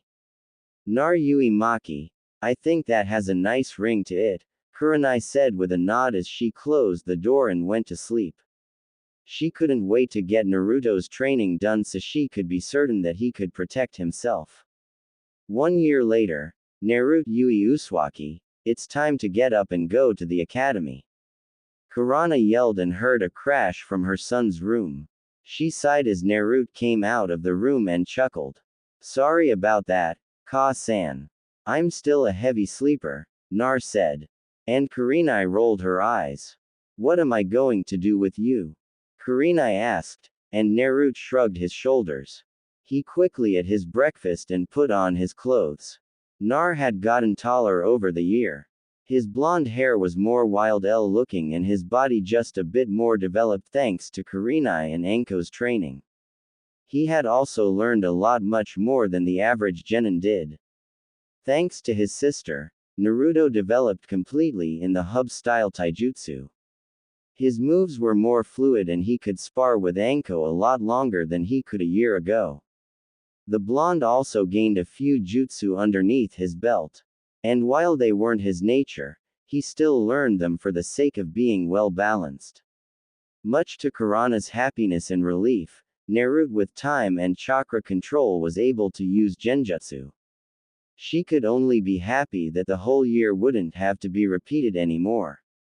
That was one of the hardest times she had tried to teach someone genjutsu, and the chakra control Nar needed was quite large for his age.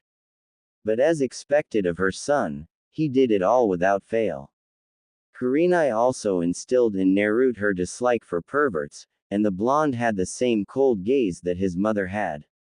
Aside from Tsutobi, Kakashi, Anko, and a few other people, no one knew that Naruto was adopted by Kurenai. She didn't feel the need to keep it a secret, but she thought that it might be best for Nar if she didn't come completely out with it.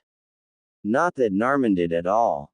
To everyone else, Kurenai was still the cold, untouchable woman that she always was, but in front of Naruto, she was the nicest woman around. Kurenai was still a tunin and wanted to stay that way for about another year or so just to be sure. For Naruto's safety.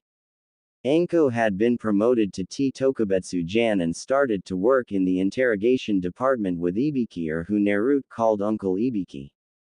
Naruto only had a small group of friends, but they were still good friends nonetheless.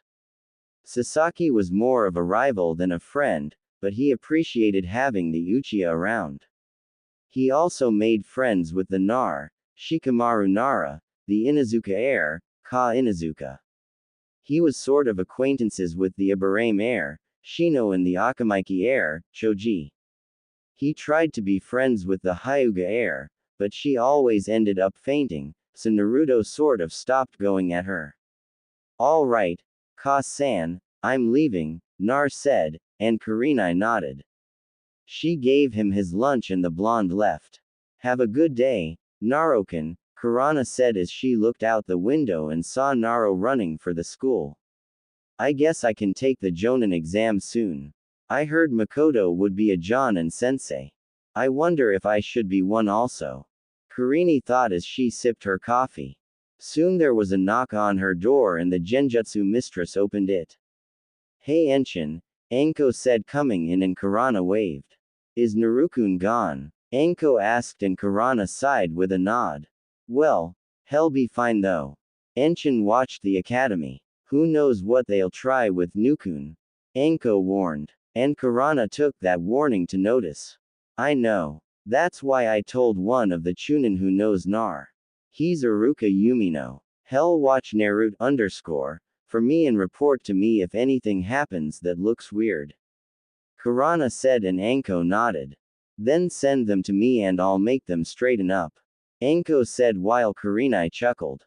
Your definition of straightening up is very twisted. Anko. Kurini retorted. And Anko scoffed. How mean, Enshin. Anko said and Kurenai giggled before she went to get dressed also. She had a long day of missions to do with Anko and now was the perfect time to get them done. She also couldn't wait to give Nar something very special. So Anko, do you think he'll like it? Kurini asked and Anko nodded. I know he will. Enshin with it. He'll be quite the ninja. I can't wait to see people's reactions. Anko said and Kurenai nodded in agreement with her. Her son would really be quite the shinobi. She could attest to that after all. Naruto walked side as he walked through the door of the academy. It was his first day to the school in order for him to make his mother proud and become a shinobi. He had made his friends prior to the academy, so this would be the first time that he would be seeing them all. I guess I'll get a move on, Nar said as he came up to his room. Nar opened the door, but he was surprised when he saw no one was there. He was probably the first to arrive to the class, so the blonde chose a seat near the window and stayed there as he waited for other people to arrive. It had been over 45 minutes for Nar, making the blonde narrow his eyes, but then the door opened, making Nar jump. He turned to see Sasaki come through the door. Nar was more than happy to have someone in the room with him and grinned. Hey, T, how are you today? Nar asked in a smug way while Sasaki grinned at his rival. He'd been training with him mother a lot before the academy just so he could kick Naruto's one day and prove he was the best between them. Hey loser, so it looks like we're the first to arrive, Sasaki said, making Nar nod in agreement with him. Sasaki sat in a seat row below Naruto and took out a book about shuriken techniques. Nar seemed vaguely interested in the book, but he pulled out his own book, which was entitled Shunin Chakra Control Exercises. The two boys spent their time waiting for everyone to arrive and simply sat in silence as they read through their books. With Kurana inside the mission room was Kurana, Asuma, and Genma. The three were standing in front of their Hokage waiting for their mission to be given to them. Kurenai had taken a small leave to watch Naruto the past year. So now she wanted to earn more experience so she could start becoming a Jonin. Alright, I'm glad you could all make it. Your mission is to guard supplies that are being shipped to Arta's location. It might be targeted by thieves. You're to leave in the next 15 minutes, Serbi said, and everyone nodded with their individual bows. Yes, Hokage-sama, they all said as they started to leave. Kurenai-san, please stay behind, Serbi said, making Kurana raise an eyebrow, but she nodded and closed the door. Yes, Serbi-sama, Kurenai asked, making it known that she would only say that when they were alone, which Serbi didn't mind at all. He really rather welcomed it to say the least. Well, Kurana-san, I know you had Naruto start the academy, and I just want you to know that until today, I had made the council swear not to talk about Naruto's adoption.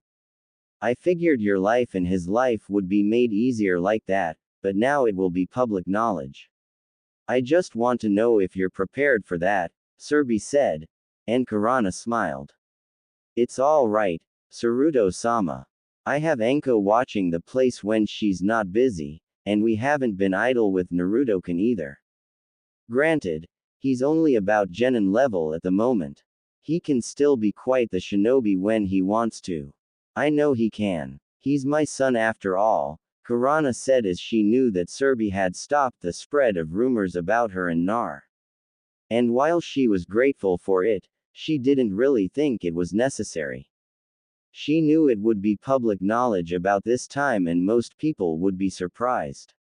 But that was all right. She figured. Well, if that's all Hokage-sama, I'm going to go. Kurana said and Surbi nodded with smile on his face as he saw Kurana leave. Back at the academy. Okay. I am happy to see some new faces in the room. I know we will have a good year as we prepare you for your first step to becoming shinobi, Oraruka said, making all the kids smile and slightly cheer.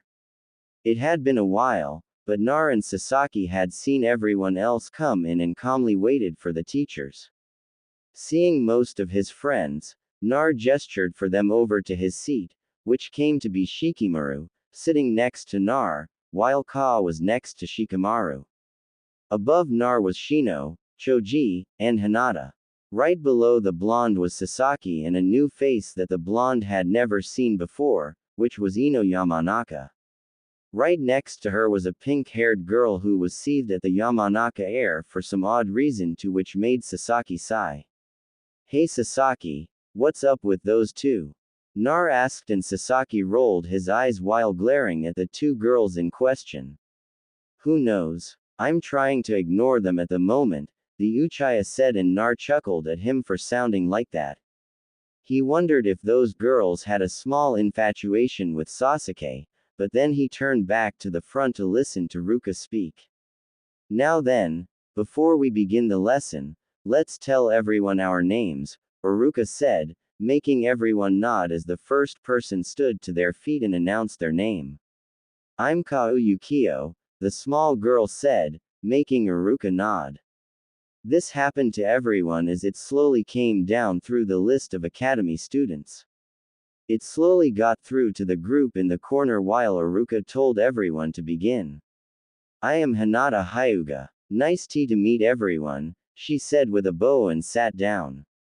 Next to her was Shino as he stood to his feet. I'm Shino Aram. Please treat me well, Shino said and sat down. I'm Choji Akamaiki. It's great to be here, Choji said, rubbing his head as he sat back down while munching on some chips which he passed to Naruto. Ka and Shikamaru a few times. I'm Ka Anuka and I'm going to be the best in this class, Ka said while the little dog on his head. Akamaru yipped in agreement. Next was Shikamaru, who lazily looked up from his desk. I'm Shikamaru, N. This is such a drag, but since I'm here, I guess I'll just deal with it, Shikamaru said before closing his eyes for a bit. Naruto chuckled at his friend and shook his head. As expected of the Naris. Great geniuses, but terribly lazy. It also dawned on Naruto that all Nar had some type of hot-headed woman. It must have been a Nar preference, Nar figured. Realizing it was his turn, the blonde sighed and stood to his feet.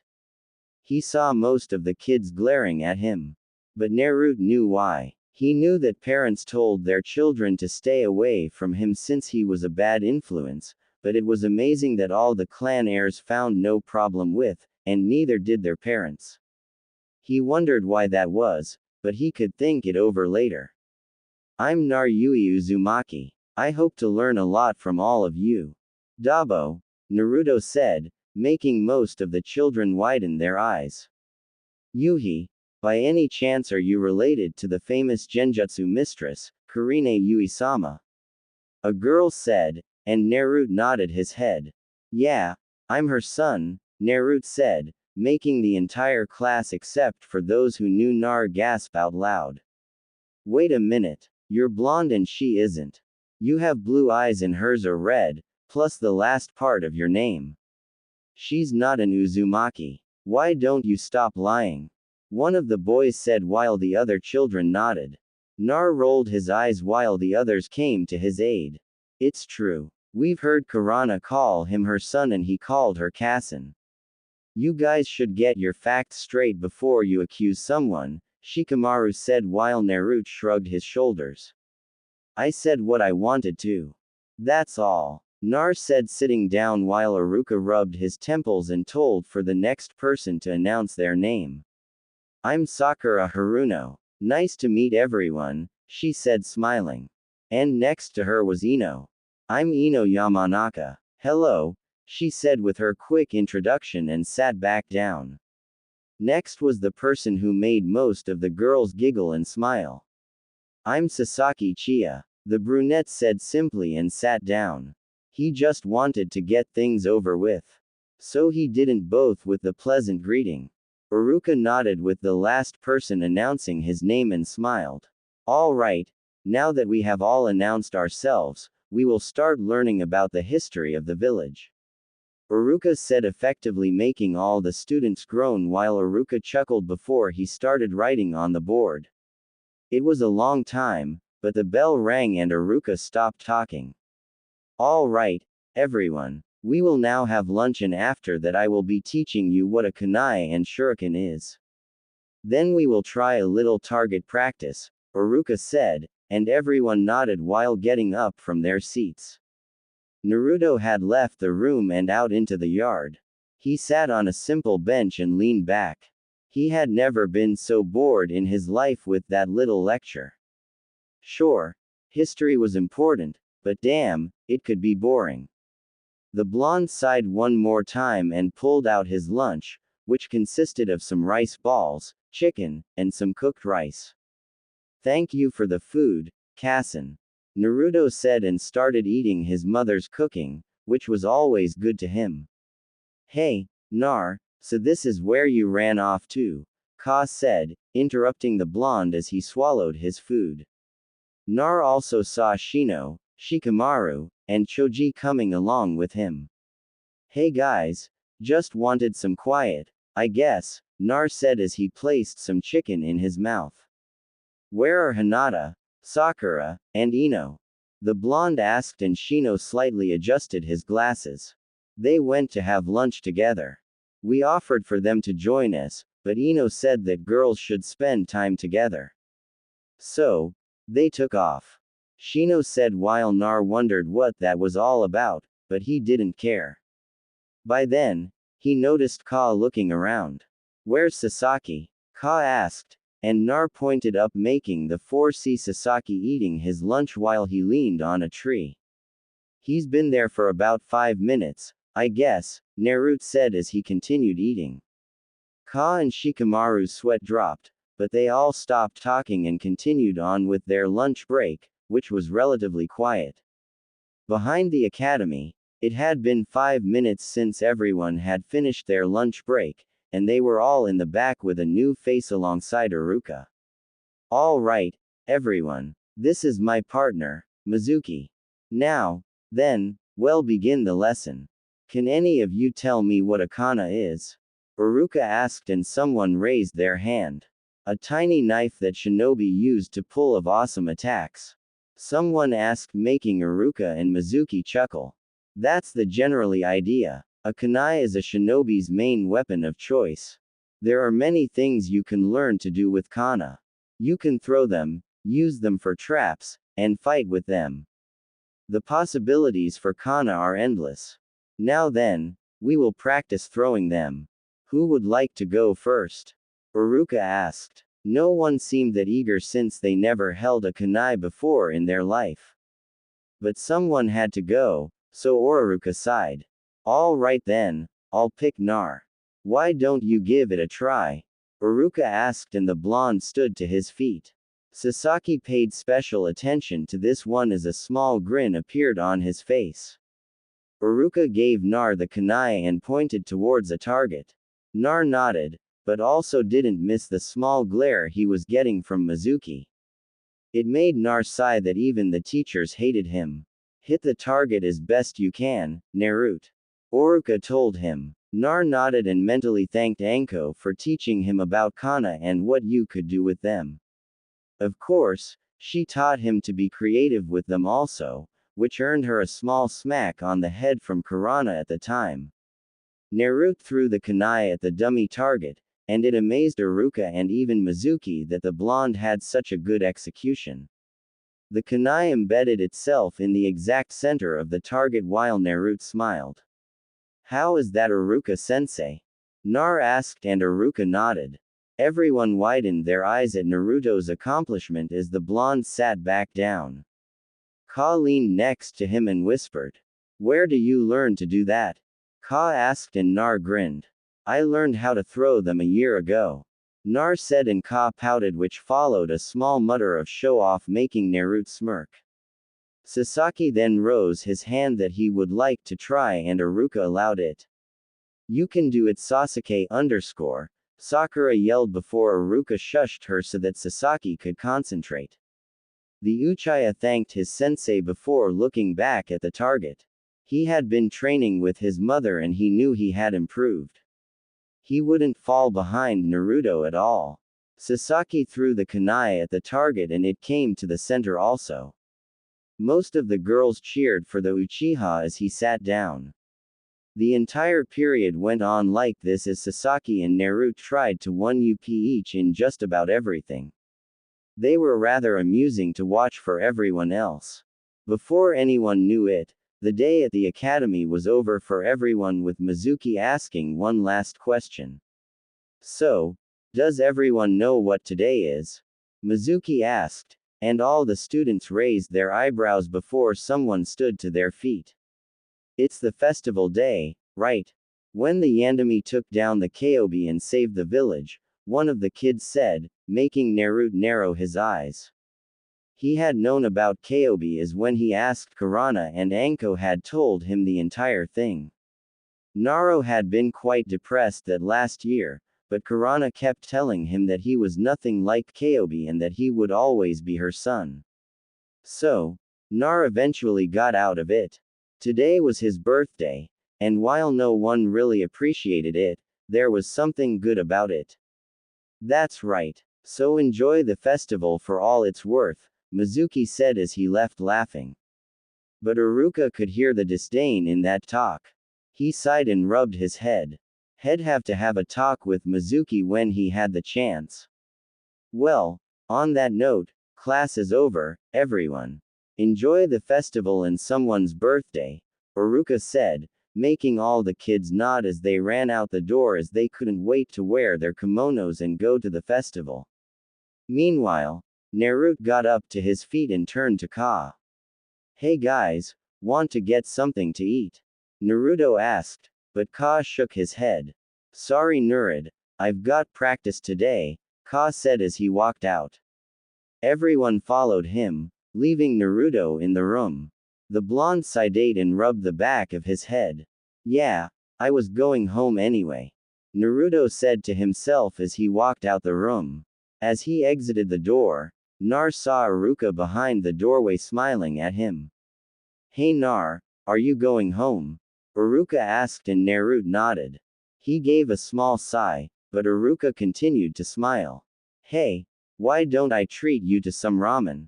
I'd like to get to know some of my students, Iruka said, mainly because he was afraid of Nar getting attacked on his way home while Karina was gone. But the blonde didn't seem to pick up on that. I'm all right, Iruka-sensei. I guess we can go, Nar said as the two walked towards Ikyaku Ramen, Naruto's #1 spot to eat other than what his mother cooked. It was obvious to the two that they were being glared at, mostly Naruto more than usual. It was a lot more anger-filled than before, but Nar knew why. Trying to change the mood in the air, Iruka decided to speak. So, Naruto, how are you so good with a kunai? You really surprised me, Iruka said, and Naruto slightly smiled.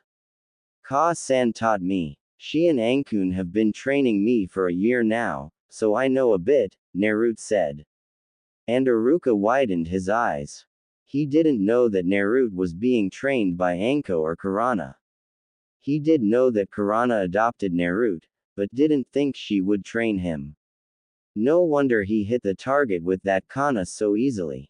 Wow. Well, I can't slack off on you. Sasaki is getting trained by his mother, and you're getting trained by your mother. I must say that you're amazing, Iruka said, and Naruto thanked him. After walking for a bit longer, the two came up to the shop and settled inside. Hey, Chiyuki Ohasan, can you get me some ramen? Nar asked, and the old man behind the counter smiled at his favorite customer. Sure, kid, whatever you want today, I'll make it for ye said, making the blonde's face light up like a small light. Iruka chuckled at him as Tuki brought them 3 bowls of ramen. 2 for Nar and 1 for Iruka. Eat up, he said, and the two dug in. Nar instantly slurped up his noodles since he could never do it if his mother was with him. Heck, she wasn't afraid to hit him on the head for slurping his food. Iruka merely chuckled at him and he continued to his own bowl while he watched Naruto eat his food.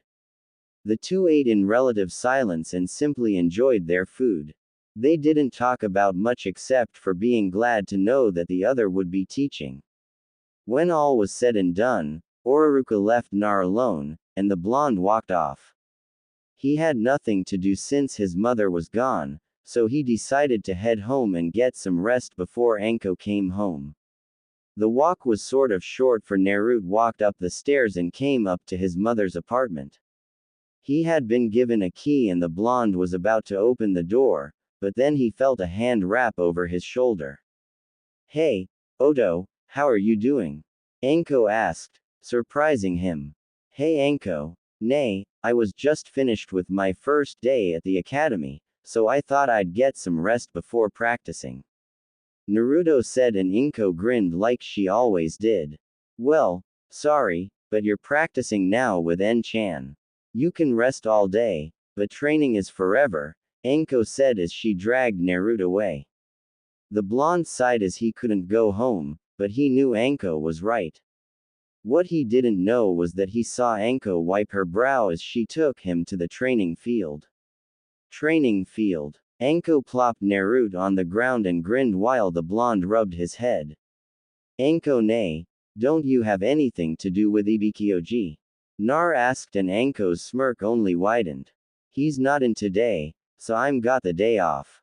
Unless you don't want to learn a new jutsu from your only Chan, Anko said and immediately Naruto shot up and grabbed Anko into a hug. Anko-chan, have I told you how much I love you, do? Naro said, and Anko rolled her eyes while she ruffled the blonde's hair. She could always get his attention with something like this any time of the day. All right, Naruto, I'll show you a new just you and well work on it into the night. All right, Anko asked, and Naruto smiled with a nod. He could hardly wait for it. All right, I know. En-chan attempted to teach you the Bunchan technique, right? Anko asked, and Naruto nodded. He had tried it before, but not matter how fine-tuned his chakra control was, he just couldn't deal with that jutsu. All right, then I'll teach this to you. I learned it a few days ago and realized it would be perfect for a chakra house like you. Now watch me, Anko said as she crossed her fingers. Naruto raised an eyebrow as she yelled. Kage Bunchan no Jutsu, Anko said, and immediately a clone came next to her. Naruto figured it was an illusion, but he was shocked when he saw the clone move and it patted him on the head. Anko nay, there's 2 of you. Naruto asked, and the 2 Ankos smiled at Naruto's confusion. That's the Kage Bunchan Jutsu Naruto-kun. This is a step above the original. It can move, talk, fight, and do all the things that you can do. Obviously, they require a lot more chakra, but for someone like you, they are the perfect judo, Anko said and Naruto's eyes gleamed. He immediately got to his feet and tried it. Cage bunch, no jutsu, Nar yelled and allowed his chakra to flow for a while. Soon, 3 clones appeared next to him and Naruto jumped up and down while Anko's eyebrow twitched. She worked on that technique for 3 hours. When she found out about the technique and just seeing her hand signs, Naruto got it in under 10. Kami, you are so not fair, Anko said in thought while Nar and his clones conversed. But then Inko brought them all to attention. Well, since you seemingly have that down, well, go on with one more jutsu that I'll teach you, Anko said, and she touched the ground. She held up a single hand sign and yelled, "No, Shin, no Odoana, ninja art." Pitfall of death, Anko yelled as the ground in front of her split into a hole that Naruto tried to see the bottom, but he couldn't. Don't be fooled, Nar. You might not see anything, but down there are thousands of kana that will really cause you some pain. Do you want to jump inside? Anko asked. And as she did, she saw Nar whistling all the way next to a tree quite a few ways from her. Oh, come on, I wouldn't really push you down there. Enshin would kill me, Anko said. And Nar wearily walked over. In all honesty, this is probably a mid-say rank jutsu since it doesn't really use that much chakra. But that depends, Anko said, and Nar raised an eyebrow. On what, Anko? Nay, Nar asked, and the snake mistress chuckled. Well, it depends on how much chakra you put into it and how deep you want the pit to be. It works like a charm, though, Anko said. And Naro stood in a space a bit further. So, can I try it now? Naro asked and Anko nodded as she watched him go for it. Naruto had practiced the 2 new jutsu that Anko taught him. And while the cage bunch was a piece of cake for him, the death trap that he tried to keep making wasn't.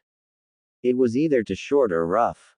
Anko told him that the solid part was to make it long and steep so the person trapped inside wouldn't be able to use chakra to cling to the walls of the trap. The 2 had stayed out in the field for at least 4 hours and the sun was starting to go down for them while Konoha's lights went up and the small fireworks went up around the village, which made Anko smile. Anko, nay, I got it. Is this steep enough and long enough? Naruto asked and Anko looked down the hole. She whistled at it and made a cage bunchon and ordered it to go down the hole, which the clone refused. But Anko pushed it down there. And it was quite a drop down, only for Anko to receive a painful memory filled with kana spikes embedded in her back, which made her shiver slightly. Nice job, Nar. That's the ideal pit. Now, keep practicing it, and I'll teach you the next step to it, Anko said, and Nar nodded. By the time the blonde noticed it was dark inside, he really didn't have anything planned for his birthday, but that was all right. Well, Nar, shall we go home? I'm sure Nan is back and wondering where you are. Anko snickered, which made Nar nod, though he glared at her wondering what was so funny, but Anko didn't say anything as they almost left the field. Nar suddenly stopped as he looked at the ground for a second. It seems to move for a bit as he looked down. Anko followed his eyes and saw an injured snake on the ground. Anko raised an eyebrow while Nar gazed at it. It was probably a mild wound, but he still felt a bit of sympathy for it. Don't get too close, Naruto_, it's poisonous, Anko said, and Naruto chuckled. He knew she didn't mean that, but he saw the small irony in it. The snake turned to Nar and forked its tongue at him as a warning. The blonde didn't seem intimidated by it and let out his hand, which made the snake hiss. He waved his hand left and right while the snake watched him, but Naro could see it was still injured as it hissed to him. Anko simply continued to watch the blonde do whatever he was doing and watched as he snaked his other hand around the snake's head and gently petted it. Anko was about to warn Nar, but she was amazed when the snake didn't strike the blonde and simply took in his scent with its tongue. The snake slowly stopped hissing as Nar rubbed the back of its head. On a closer inspection, Naru could see that the snake had black scaly skin with a red diamond pattern going down its back. It really looked beautiful when brought to the light. It was rather an average-sized snake, Anko figured. And it was about the entire length of Naruto's arm. Anko nay, think you can heal a snake? Nar asked, and Anko narrowed her eyes at the blonde. You think that just cause I'm called the snake mistress? I can heal a snake?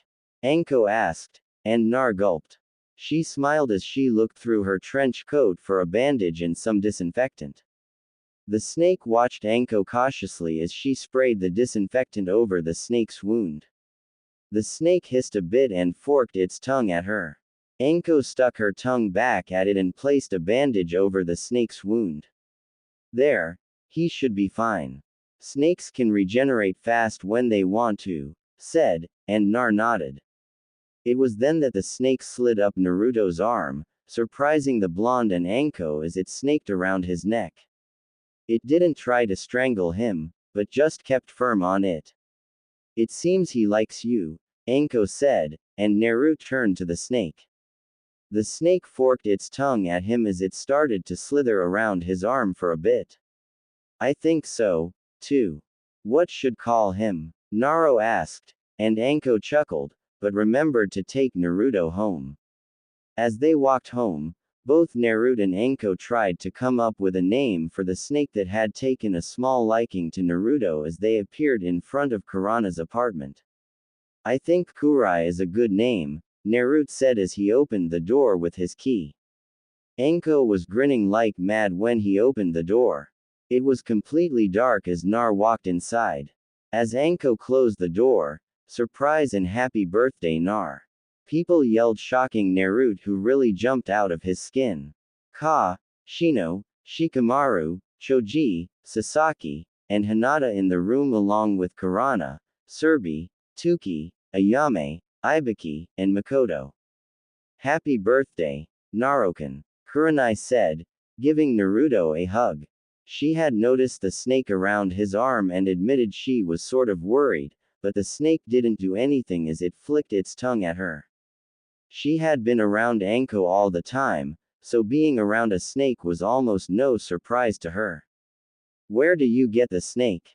Naruto Kurenai asked, and Naruto softly petted the snake's head, making everyone else glare at it. I found it in the forest, helped it, and it likes me. Think I could keep it? Nar asked, and Kurenai raised an eyebrow. Sasaki, Shino, and Shikamaru gazed at the snake for a bit longer. Well, it is your birthday, so I guess you can, Kurenai said, and Naruto thanked his mother. It was then that Naruto turned to his friends. When did you guys get here? Nar asked while Sasaki rolled his eyes. Please, loser. Ka-san made me come. She said rivals go to each other's birthday for some reason. Sasaki said, and Nar grinned when he saw Makoto wink at him. She of course knew about Sasaki's rivalry to Nar and thought that her son could use the good competition. It would be great for Sasaki to forget that night. We got here about half an hour ago. Kurenai-san had us put up these decorations. Ka had been a little obvious back at the academy, but we pulled it off, Shikamaru said, rubbing the back of his head. Nar smiled with a nod as Ayame and Tuki brought a chocolate cake in front of the blonde. It might have been the day of the festival for Kalubi's defeat, and that was good reason to celebrate, but for everyone else, a birthday was just as good to them. Happy birthday, Naruto, Ayame said, and everyone gathered around Naruto. There were 8 candles and the blonde smiled again. Blow them out, Naruto. So, I can have some of that cake, Shoji said, drooling. And just as easily, the blonde blew the candles out and everyone clapped for him. Now that he's 8, I think I'll start with my present, Anko said as she bit her thumb. Everyone watched as she went through her hand signs and hit the ground. Immediately, there was a poof on the ground which brought out a large scroll in front of Nar. Naruto, this is a big gift that Enshin and I talked about it a year and a half ago. I told her that you should sign this like your Enshin. So Naruto wa be a snake summoner. Anko asked while Surbi grinned. He could only imagine if Minato and Kusha could see Naruto now. Anko nay, are you sure I can? Nar asked and Anko turned to the snake that was still wrapped around his arm while it forked its tongue out. Oh, I'm sure. You seem to have a real gift with snakes. I think your friend there can agree, Anko said, making everyone smile while Kurana patted Naruto's shoulder. Go on, Nar. It would also mean much to Anko if you did, Kurenai said to her son. And the blonde saw Anko stutter while she insisted that it wasn't true. But to her, it'd be nice if she wasn't the only one who had this contract with them besides her and him. All right, where do I sign Anko? Nay, Nar asked, and Anko unfurled the scroll. Right here. Just bite your thumb, then trace your name into the paper, Anko said, and Naruto nodded. He knelt down and bit his thumb, then wrote his name over the scroll. It glowed for a bit, then faded. Soon, a snake came out in a dark green hexagonal pattern. So, you're our newest SSS summoner, right?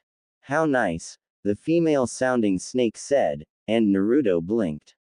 Nice to meet you. I hope to do good with the snakes, Naruto said. And the snake smiled while she looked at the snake around Naruto's arm. Well, the girl on your arm like SSSSS you enough. As she says that wants to thank you for helping her. The snake said and Naruto widened his eyes. So this was a girl he had on his arm. How cool was that? Well, thank you. Anything I should know? Nar asked and the snake woman shook her head. No, not really. Just be kind to us SSS and well be kind to you, the snake said as she bowed and disappeared. Nar then looked back at the snake on his arm and smiled. I got it. Your name will be Macaw, Nar said, and the snake forked her tongue at him. Everyone thought over the word and found that it meant alley in kanji. Makoto giggled at the idea while Makata slithered into Naruto's jacket and the blonde giggled when he felt her ball up and rest near his body. Well, that's my gift, Naruto-kun. Now then, anyone else? Anko asked, and soon everyone stepped forward. Ka gave Naruto a scroll about taijutsu, while Sasaki gave Naruto a demon wind shuriken that was special to his clan. It was made of a special metal that made it almost unbreakable to any type of attack. There were only 10 in the whole clan, so Sasaki gave one away to Nar. Enjoy if loser. I'll be sure to fight you with one, so don't hold back, Sasuke said with a small grin, and Naruto nodded at him. Hinata and Shino had gotten Nar a book and some ointment, which both were said to be bestsellers. Shoji and Shikamaru gave Nar with their parents' help, an exclusive kana and shuriken set with some high-grade metals. Hope you like them. It's not hard to know what you like, Shikamaru said, rubbing the back of his head with a yawn while Naruto shook his head. Next was Ibiki who had given Naruto some jonan wire. It was used mainly for trapping someone, but it was still a great gift from the head of interrogation. After him was Tuki and Ayame, who gave Naruto a small coupon for a month of free ramen to which Naruto would take extreme advantage of. Second to last was Surbi, and the old Hokage smiled as he gave Naruto a single kunai. It was three-pronged, making everyone look at the kunai funny. But Makoto widened her eyes and simply turned to Sarutobi. Are you sure about this? Makoto asked and Surbi nodded. One piece of his heritage, Makoto-san. A few years at a time, Sarutobi said, and Makoto shrugged. She wouldn't tell her Hokage what to do. When Nar was done with his gifts, Kurenai came up to the blonde and gently smiled. She gave him a piece of clo and the blonde unfurled it. He widened his eyes at what was inside. They were two short blades, each about the half the length of his arm. They were Kodachi and Naruto loved them. Lots of genjutsu users and enjutsu users have these. Most prefer kai to these, but this is the standard, Kurana said. And Nar hugged his mother. Thank you, Ka-san. I love them, Naruto said. And soon enough, the blonde and everyone else saw a small fire in the village. Everyone looked while Surbi, Nar, Anko, and Kurenai widened their eyes. It was Naruto's old apartment that was on fire, and Naruto frowned. You don't live there. You live with me, Nar. I promise they won't hurt you. Not that they could, Kurenai said, and Naruto's face brightened. Well, we're going to go now. Enjoy your birthday, Nar, Shikamaru said, and people started to leave. Anko also left, leaving Nar, Kurana, and Makata in the room. Never imagined this, Kassen, Naruto said, and Kurenai nodded with she drank some water. Nar was drinking some juice. He could feel Makata's coils against his body and chuckled. He really did like snakes after all. So Ka-san, are you going to be a jonin now? Nar asked, and Kurana set her cup down. That's right, Naruto-kun. I'm going to be a jonin. I'll be busy a lot more, but Anko stays pretty close to the village, so you'll be fine with her, right? Kurenai asked, and Naruto nodded. That's right, Ka-san. Now then, I'm going to take Makata to bed. See you tomorrow, Naruto said, and Kurenai nodded. She smiled at seeing her son leave the room while she looked out the window. She gazed and saw the village in an uproar for the celebration while Kurana's gaze turned cold. I'm going to have to find out who did that. Even if he doesn't live there. No one does that to my son, Kurana said in thought as she finished her drink. She turned out the lights and went to sleep also with Nar. Nar sighed as he placed all his things down. He had a really good birthday. It was probably the first real one he had to himself. Nar unzipped his jacket and watched Makata slither to the bed. She then proceeded to slither around the room like she was getting a feel for it. Nar took his jacket and curled it into a small bed for her. All right, Makata-chan, let's go to bed, Naruto said, and Makata slunk into Naruto's arms, and the blonde put her in the center of the jacket. He at least knew that reptiles like Makata needed warmth, so he hoped the body heat from his jacket would be okay for her. Makata didn't seem to mind it at all and went back to sleep while Naruto closed out the light. He could only imagine his life as a genin using all the things that his friends and family gave him. He would get strong and he would protect all his loved ones. 4 years later, Naruto_, come on, it's time for your genin exams.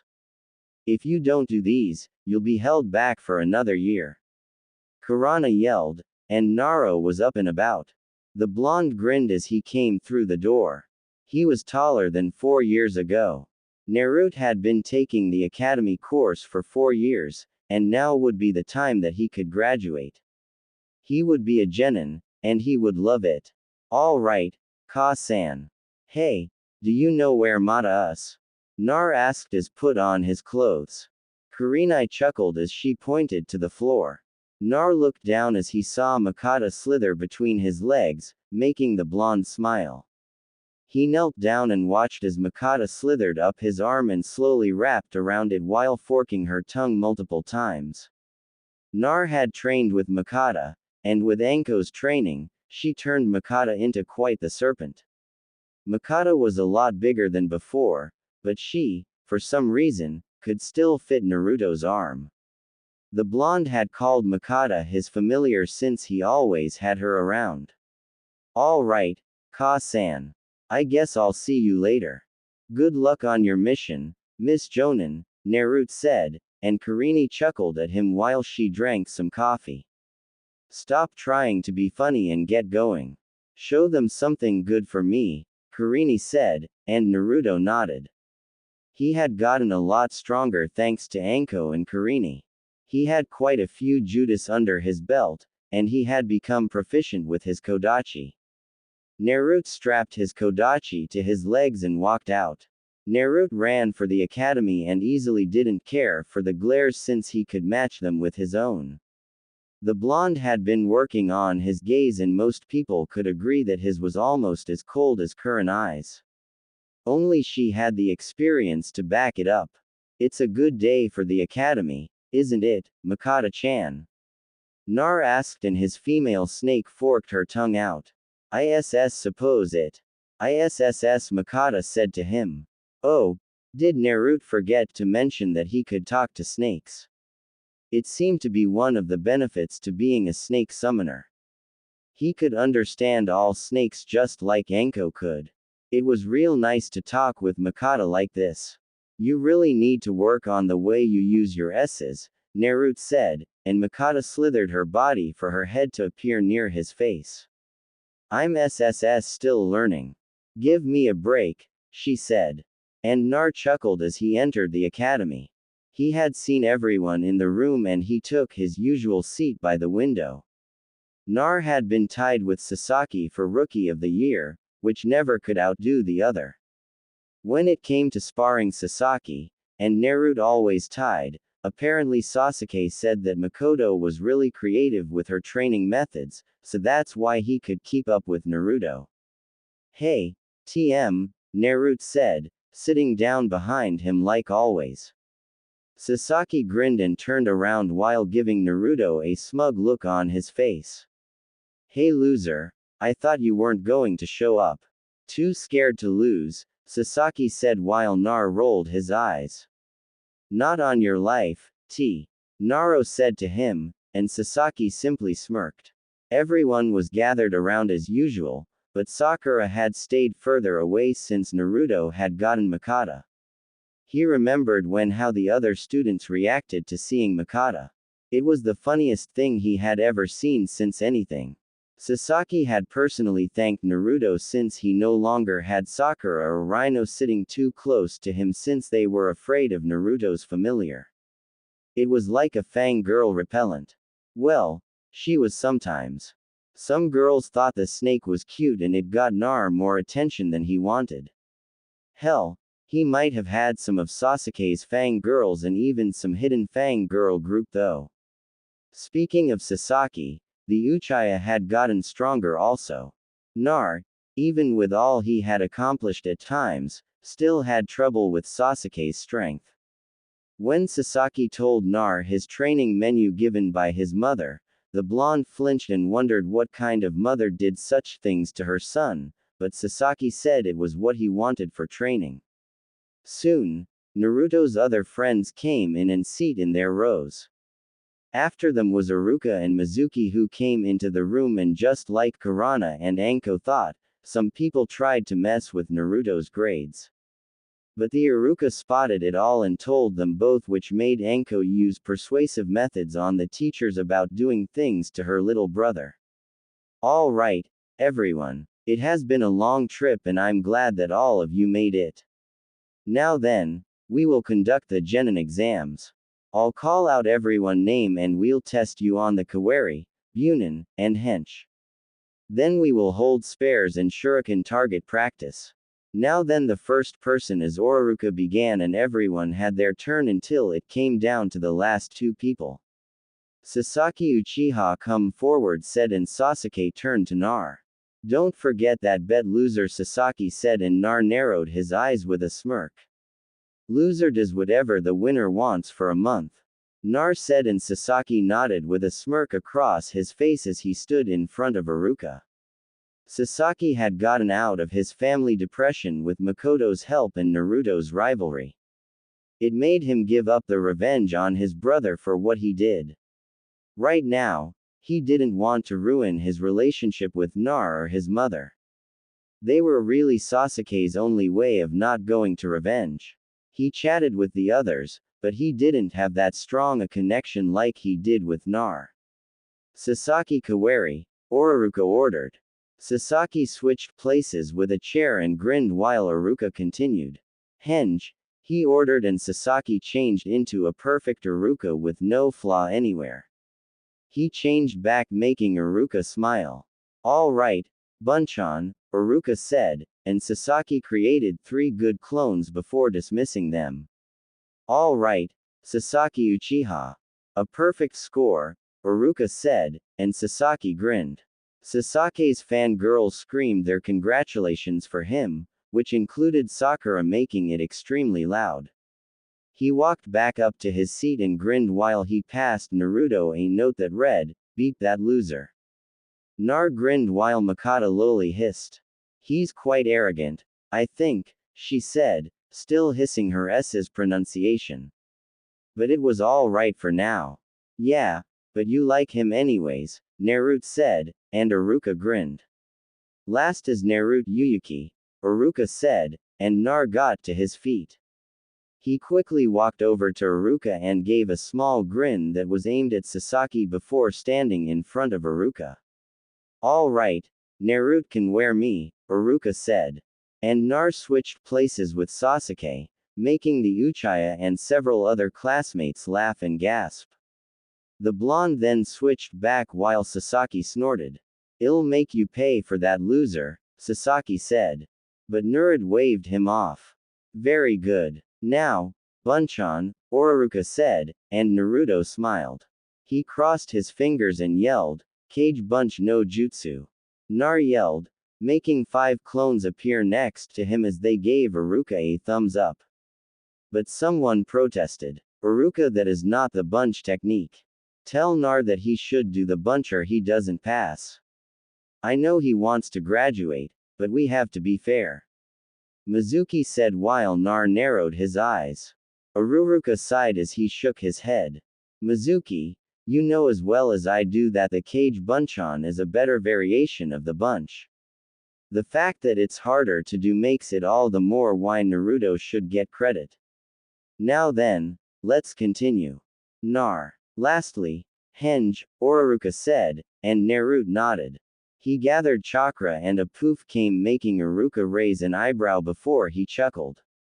Nar hanged right into Ibiki in all his interrogation outfit. The resemblance was really uncanny between the two. Everyone widened their eyes while Nar changed back. "Very good, Nar. A perfect score," Iruka said. And just like Sasaki, Naruto's fangirls screamed, also saying how cool the blonde was to them. Nar sat behind Sasaki and gave him the note, which said, "I can do this all day, T." Sasaki crunched the note and chuckled. He was going to make Nar eat those words. "All right, that's the end of the first part. Everyone follow us to the sparring mats," Iruka said, and everyone followed out. Having gotten to their desired spot, everyone gathered around while Iruka raised his hand. "Who wants to go first?" Iruka asked, though he knew what the answer to that question was.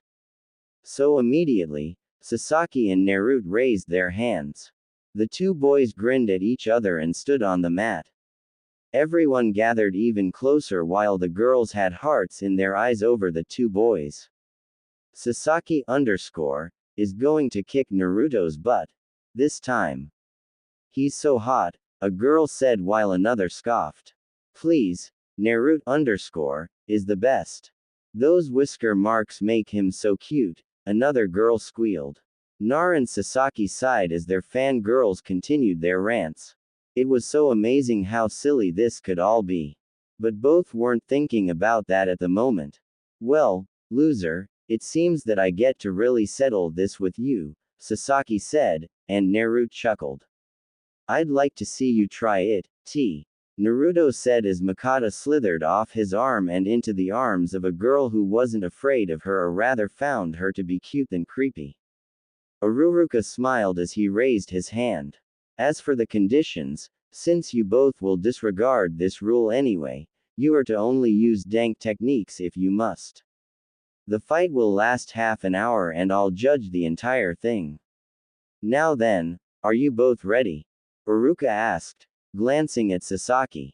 The Uchiha nodded with a smirk and then he turned to the blonde who nodded also. "All right then." Sparring match began. Iruka yelled as the match to determine the rookie of the year began. Nar and Sasaki charged each other as the entire class watched them fight. Everyone knew they were the best in the class, and while they sparred multiple times, they had never officially beaten each other. So, This was the first time they could fight like they wanted. All the girls screamed for the two boys to do their best. Sasaki threw out a punch to Nar, but the blonde blocked it and sent a kick to Sasuke's side. The Uchi quickly countered as he grabbed Naruto's foot, but not before giving a small grin. "You've got to try harder, loser," Sasuke said, and Nar chuckled at him. "Come on, TM, you know me. I like to warm up before I have some fun," Naruto said as he used his free leg to jump into the air. He quickly twisted his body, causing his trapped leg to get free from Sasuke's grip. While the Uchiha back-flipped and took out a shuriken, Naruto smirked as he took out both of his kodachi. Sasaki threw the shuriken before going through a single hand sign.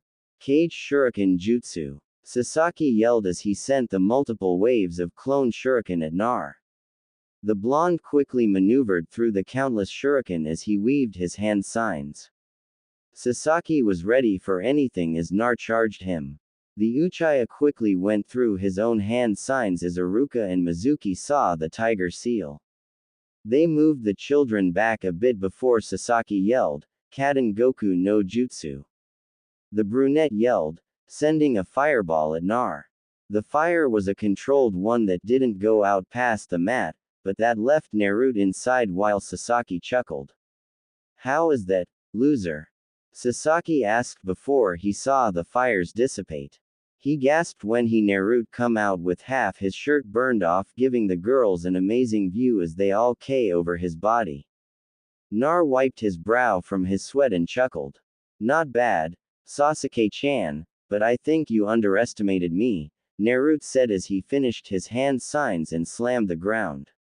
"No, Shin no Oina," Naruto yelled as the ground beneath Sasuke crumbled.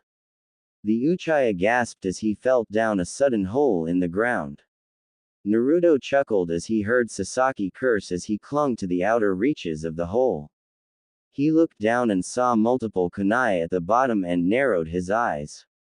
"All right, loser. Two can play at that game," Sasaki said as he climbed out, but before he could get out, he saw a swirl of leaves appear around him. He saw Nar disappear, and before long, the Uchiha was suddenly sinking into the floor. He gasped and tried to get free, but it was like some type of living thing as it started to swallow him up.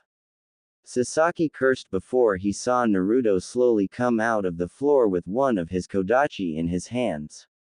"Say your praise," Naruto told him as he lunged forward. Sasaki closed his eyes but nothing ever came. He opened his eyes to see himself on the floor with Naruto smiling at him. "I win, Sasaki. Isn't genjutsu a wonderful thing?" Nar asked as Sasaki widened his eyes. "Genjutsu?" Sasaki asked and Naruto nodded. The Uchiha had been in a genjutsu ever since he threw that first kana at Naruto. Sasaki growled as Iruka nodded. "Winner of the fight, Naruto Uyuki," Iruka said, and the Naruto Yui Uzuki fangirls cheered for the blonde while Sasuke's fangirls consoled him. Nar held out his hand and Sasaki took it as the Uchiha stood to his feet. "Not bad, loser. Don't think this settles anything. One day we're going to fight without limits or instructors. By the way, what was that genjutsu you used?" Sasaki asked and Naruto chuckled. It was a small D-rank genjutsu Kurana taught him during his training. It's called Genjutsu Chinbatsu Shita Akumu Illusion Sunken Nightmare Trap, Naruto said and Sasaki raised an eyebrow. "A simple D-rank that Kasen taught me. Looks like it worked well. I guess my chakra control is as good as Kasen said it was." Naruto said, mentally thankful that Kurenai taught him the strictest chakra control methods so he could be taught her techniques. "Well, that was a good fight both of you and it only took you about 10 to 15 minutes. A good time. Now then, who's next?" Iruka asked while Naruto and Sasaki sat down. It didn't take long for everyone to finish their parts, mostly because no one had gone all the way to 30 full minutes. In fact, the longest fight of them all was Naruto and Sasake's fight. They might have used the entire 30 minutes if they could have used more higher rank techniques, but that was beside the point. Soon, in about 3 or 4 hours, everyone had their turns and quickly proceeded to the test site for the shuriken and kai target practice, which was relatively easy for a select few of people. Naruto had easily gotten a 10 out of 10, and the same could be said for Sasaki. No one else got that perfect, and everyone was around 7, going down to 4. The entire class had gone and now they were all back in the classroom waiting for their names to be announced. So Sasaki, it's agreed. You're treating us all to ramen when we leave. Naruto said. Sasaki grumbled, but he nodded while the blonde sent a thumbs up to his other friends. Still, I didn't know that you could use genjutsu, Ka said. And Nar chuckled. Really? My Ka-chan is the genjutsu mistress and she trains me. So you didn't think that she might teach me some genjutsu tricks? Nar asked while Ka rubbed the back of his head. I guess you've got a point there, the Inuzuka said, and Nar nodded. Naruto Yui Uzuzumaki, an instructor said, and the blonde walked out waving to his friends. Everyone waved back as Naruto walked through the halls. He came up to the room. Iruka and Mizuki were in the room together. Congratulations, Nar. You've passed with a perfect score, and as such, you are the Rookie of the Year. Here is your headband, Iruka said, handing the blonde a black Konoha headband instead of the standard blue that most came in. The Konoha symbol was engraved in a fine metal over the headband, showing the exquisite metal. Nar bowed with a small smile on his face. Thank you, Iruka. Sense, Mizuki-sensei. I'm going to make you proud, Dad. Bio, Naruto said, leaving the room. Iruka chuckled along with Mizuki, but the latter mentally growled at Naruto for passing his exams. Damn it. Now I can get him to get the scroll of sealing. Oh, whatever. I'll just get it myself, Mizuki said in thought as a small smile came across his face, which confused Iruka slightly. Nonetheless, he was happy that Naruto had passed. The blonde came a long way from being a child. A few hours later, Council Room Saratobi and the shinobi part of his council came together while the Sandaime Hokage pulled out a sheet of paper. I've received this year's Genin hopefuls from Iruka. It seems we have a good pick this time, Serbi said, and everyone nodded. They all waited for Sarutobi to announce the names and the old Hokage did just that. He said everyone name who passed, but everyone was only really interested in their kids and specifically Naruto for some reason. So, Kurana's kid became the Rookie of the Year, huh? Tsunami said and Makoto chuckled. Well, what do you expect?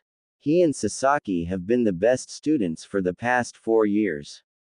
It's not that shocking, Makoto replied. Everyone seemed to agree with her while Sarutobi smoked his pipe. So, what are the teams for this year? Serbi asked as everyone looked over the list. Well, it seems that Shikamaru and Ka were the lowest, but I know my son and he's always been a slacker. Should we do the Ino Shika Cho trio as always? Shikaku asked while Anoichi and Showa thought it over. Maybe, but what if we paired the 2 top male students with the highest female student? Showa said, but Shibi shook his head. That is an illogical choice. That team would be too strong, and we always want balance between our genin. So, we always paired the highest scorer with the lowest scorer along with the highest female scorer, and it should stay that way, Shibi said, and everyone nodded in agreement with him. So, what are we going to do? Some asked before Hiyashi stood to his feet and looked at the paper. After looking at for a few minutes, the Hyuga gave everyone else a stern look. I suggest that we go with this plan, Hiyashi said as everyone widened their eyes. It was a strange plan, but everyone didn't seem to mind it at all. With Naruto, everyone sighed as they patted their stomach while Sasaki's sweat dropped at his wallet. He just lost like a month's worth of allowance treating everyone. That was so good, Shoji said while Ka grinned. Food always tastes better when someone else is paying for it, the Inuzuka said, making everyone else nod in agreement with him. Naruto sighed in contempt before walking off. Well, guys, I'm going to go. Ka-chan wants me to clean up the place while she's gone. I'll see you all tomorrow for team placement, the blonde said, and everyone nodded, waving goodbye before running off in their separate directions. Naruto opened his jacket as he saw Makata curled into the usual ball near his stomach. The blonde grinned as he walked up the stairs to his home and fished in his pocket for his keys. He managed to find them and quickly opened the door. Nar got inside and saw that the place was vacant. He also saw the note on the wall reminding him of his chores. So, the blonde quickly got out of his clothes and laid them on his bedroom. It was then that Makata slithered out of his jacket and onto the floor. She leaned up in an upright position. Got chores? SS? She asked and Naruto nodded, walking around the room while Makata followed him. Yeah, but it won't take long. You can take a nap if you want, Nar said as he dispelled Makata's hench. The snake poofed and quickly grew another 4 in. Naruto had used the henge technique for Makata since she said that she would continue to get bigger throughout her life. When Nar asked her why many other snakes weren't big, she simply said there isn't enough food for that and they simply don't wish to be that big. But she said that she would grow at least 4 or 5 inches every month, which made Nar wonder how large she would actually get, but that was for later. Nar quickly summoned 2 clones to help him with his chores. He quickly washed the dishes, swept the floor, and wiped off the counters. He also dusted off the table and some of the shelves. It was a slightly taxing job, but the blonde didn't seem to mind in the least. It took Naruto about an hour or 2, but he was finished with everything and was currently in his room looking over a scroll that Kurenai had given him to read while she was gone. She said she had a mission to do, so she wouldn't be back till later. Nar looked over the scroll and saw it was for some C-rank genjutsu tricks that Kurenai had come up with and perfected during her life. The scroll was categorized from D ranks up to A ranks. Naruto decided to start on the D ranks and C ranks so as not to get overwhelmed by anything. He read through the scroll for a bit before he saw something creeping on the ground. Nar narrowed his eyes and saw a small rat on the floor. He knew his mother hated rats and the sort, so she was happy that Makata was around. The place didn't actually have rats and mice as a problem, but on the occasion that it did, then Makata was more than happy to have her dinner. Nar sighed while he didn't even look from his scroll but gave a hidden smirk. Makata dinner. Nar yelled and immediately Makata slithered into the room. One thing about her is that she was a relatively fast snake. She was probably the second fastest snake of her kind. Mata noticed the rat and forked her tongue. She then proceeded to slither under the bed where it was dark so it would camouflage her black skin. Makata snickered while she forked her tongue out again. Thank you, Naruto. Sama, Makata said while Naruto continued to read his scroll. Out of the corner of his eye, he watched Makata lunge for the snake and bid it, sinking her venomous fangs into its skin. She slowly devoured the rat while Naruto chuckled, making her turn around. You really do love rats and that stuff, don't you?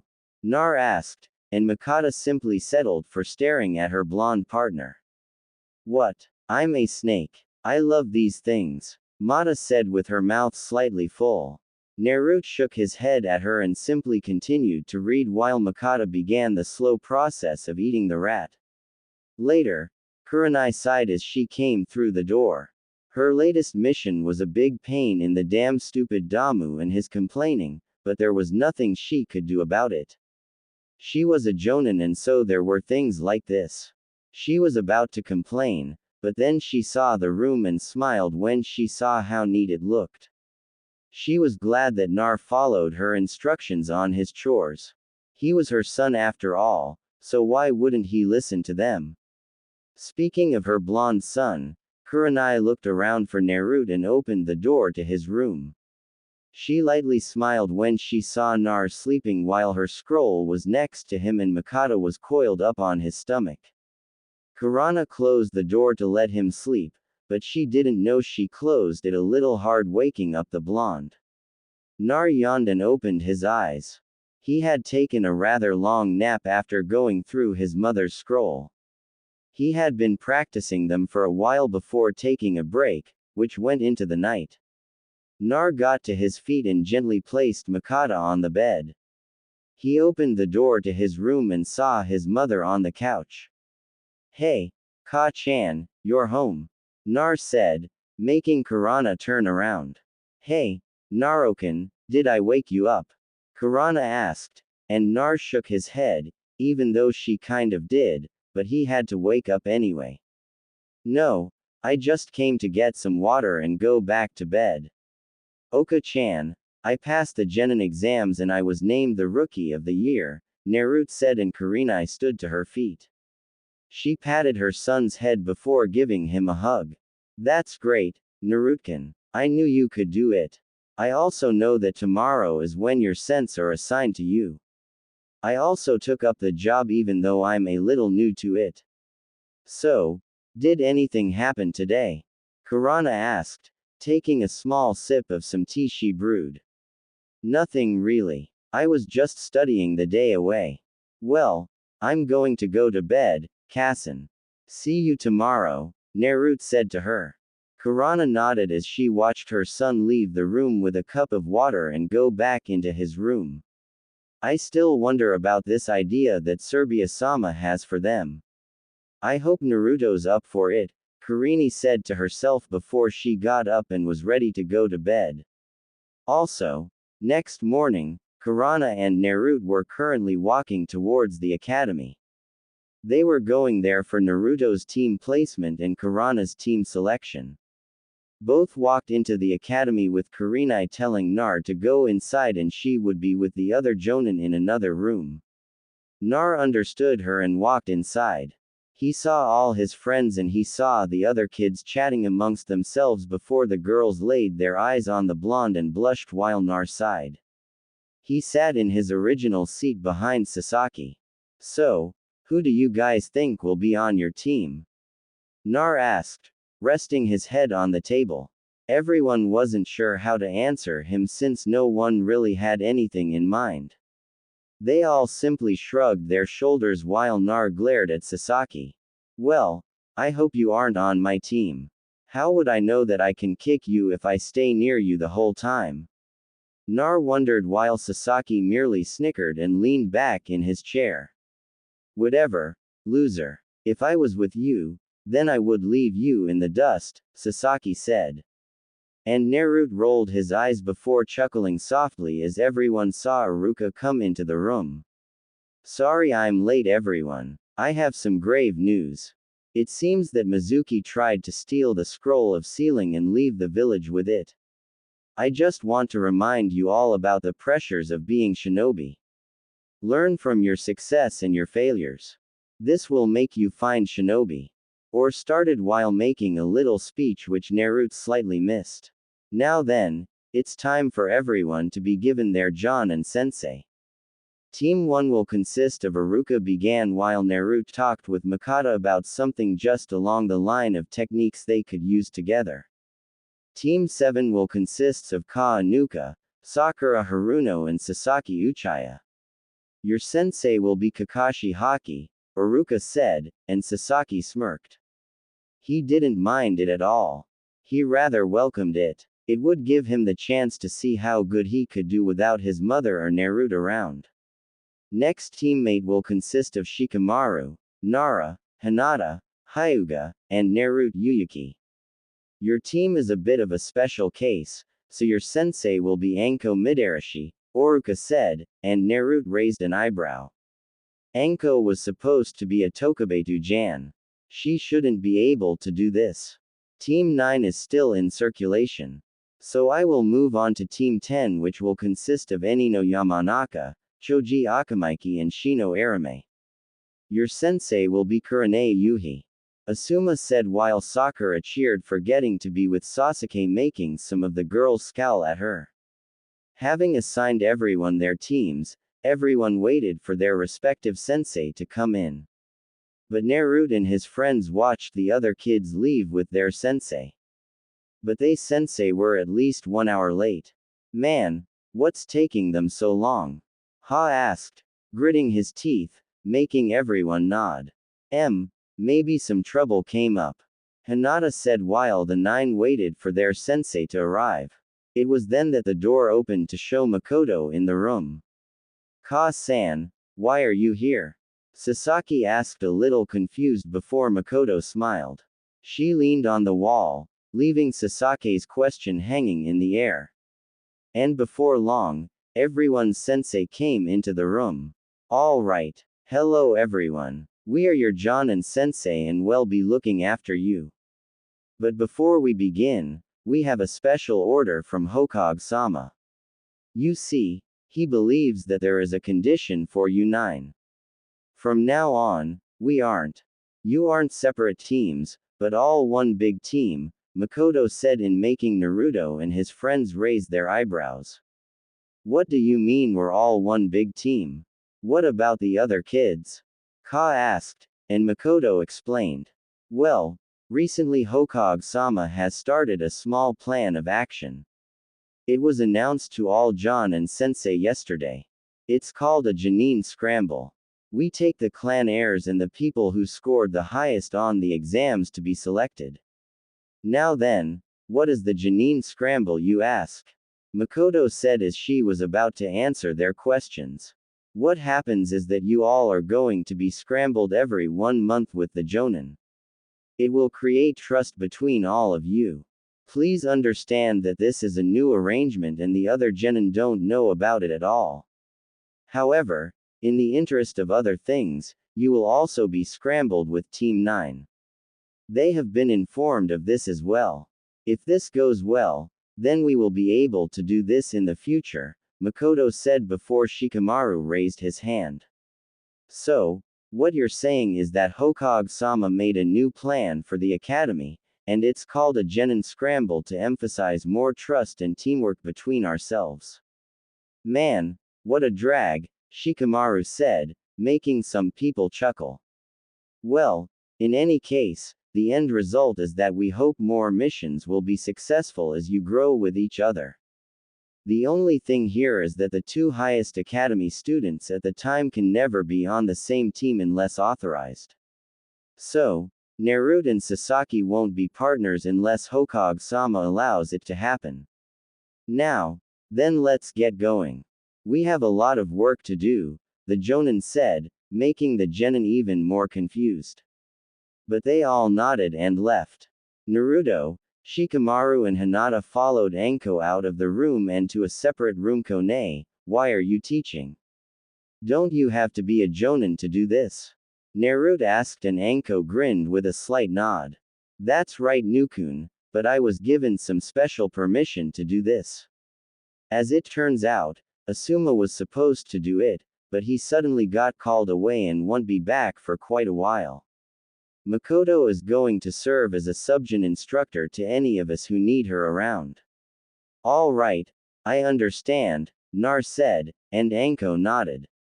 She quickly took them into a room since Kakashi claimed that he wanted the rooftops. Everyone sat down while Anko leaned on the wall. All right, we will have introductions now. So, let's begin with our names, hobbies, likes, dislikes, and our dreams for the future. I guess I'll go first, Anko said, making everyone nod. All right, I'm Anko Midarashi. I like dango, teasing others, my snakes, Na-chan, and my little brother right there. I dislike those who hate dango, a certain pedo snake man, and anyone who dares to look down on me or my little brother. My hobby is training with my snakes, hanging with my fellow Jonin, and playing a few pranks.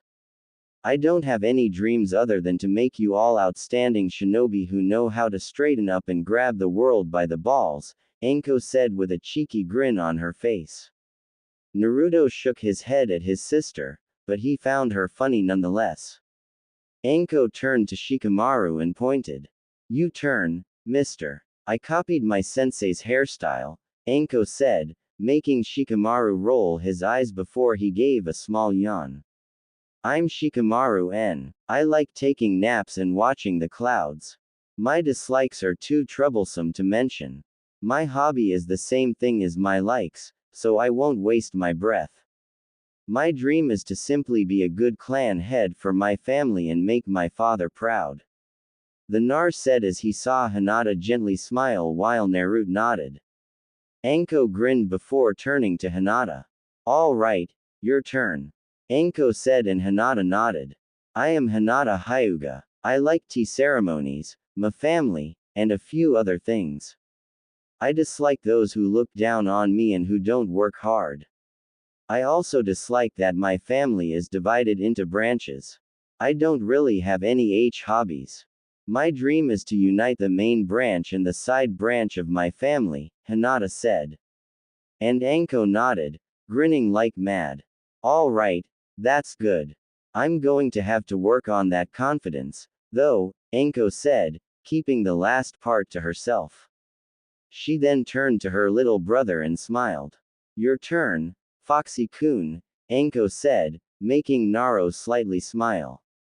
I'm Naruto Uyuki. I like Mata, my snake familiar ramen, Ankin Ka-chan and my snake summons. I dislike those who abuse others, those who don't train or work hard. My hobby is practicing my genjutsu that my Ka-san teaches me along with practicing collaboration techniques with Makata. Naruto said as his snake familiar grazed his cheek before slipping onto the table. My dream is to show everyone the awesome power of genjutsu just like Khan wants. Also, Naruto finished and Anko nodded with a small clap of her hands. All right, everyone. That was great. Now then, we can begin. Unlike the others, I don't think those damn D-rank missions are enough to get any kind of experience. So, when we do missions, we will be doing them on the real deal or none at all. Now, then we will head to my personal training ground for some training. Narukun knows how I train, so we'll just do this as we go along. I know Naruk-kun's training style, so I'll be working with Hinata and Shikamaru the most. But don't think I won't give you something to do either. Now then, let's get going to the Forest of Death. Anko said, making Shikamaru and Hinata gulp. Isn't that place like the most dangerous training ground? Shikamaru asked, but Anko waved him off. Hey, when I was your age, I had been through the entire forest, as did most of the other genin. Just because we have peace right now doesn't mean we can be relaxed even for a second or it will come back to kick us in our, Anko said as she left the room while Naruto, Hinata, and Shikamaru followed her. Forest of Death. Anko brought her group to training ground 44 and they all passed the fence. Anko brought them to the safe part of the training ground while they all sat down. All right. No, normally I would test you with this stupid bell thing to see if you had good teamwork or not, but having teamwork on the spot in complete bull to me.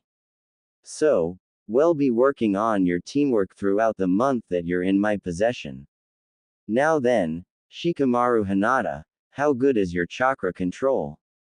Anko asked and the two looked at each other for a second while Naruto watched them. Well, my chakra control is all right, I guess. I know I could do better, but I find it a drag to try, Shikamaru said before it was Hinata's turn. I still need work with mine. I know could be better also, Hinata said and Anko nodded. She brushed a hand through her purple hair before turning to Nar. All right, Nar, since you're by far the most experienced here, I want you to bring Hinata and Shikamaru up to snuff while I go prepare some things, Anko said getting to her feet. Count on it, Dad. Bio. Naruto told her as Anko vanished. Naruto turned back to Hinata and Shikamaru before handing them both a kunai. See if you can't climb this tree, Naruto said, making the two genin raise their eyebrows. How does that teach you chakra control? Shikamaru asked while Naruto glared at him. The Naru widened his eyes and nodded. Oh, without using the hands. I got it. Sigh. This is such a drag. But I guess I don't have a choice. If I leave, then mom will have my head. So, how far do we have to go? Shikamaru asked and Naruto thought it over as he walked up one of the larger trees. How about here at this branch? Nar asked, making Hinata and Shikamaru nod. The two grabbed their kunai and added chakra to their feet. Both of them were from prestigious families, so they were taught about techniques at a younger age. Both knew how to add chakra to specific points of the body, so they quickly ran up the tree. Both got pretty far as Naruto was surprised, but they soon came crashing down, or rather, they back-flipped away from the tree. Well, it's harder than I thought, Shikamaru said, and Hinata nodded. Naruto chuckled as he sat up at the edge of the tree.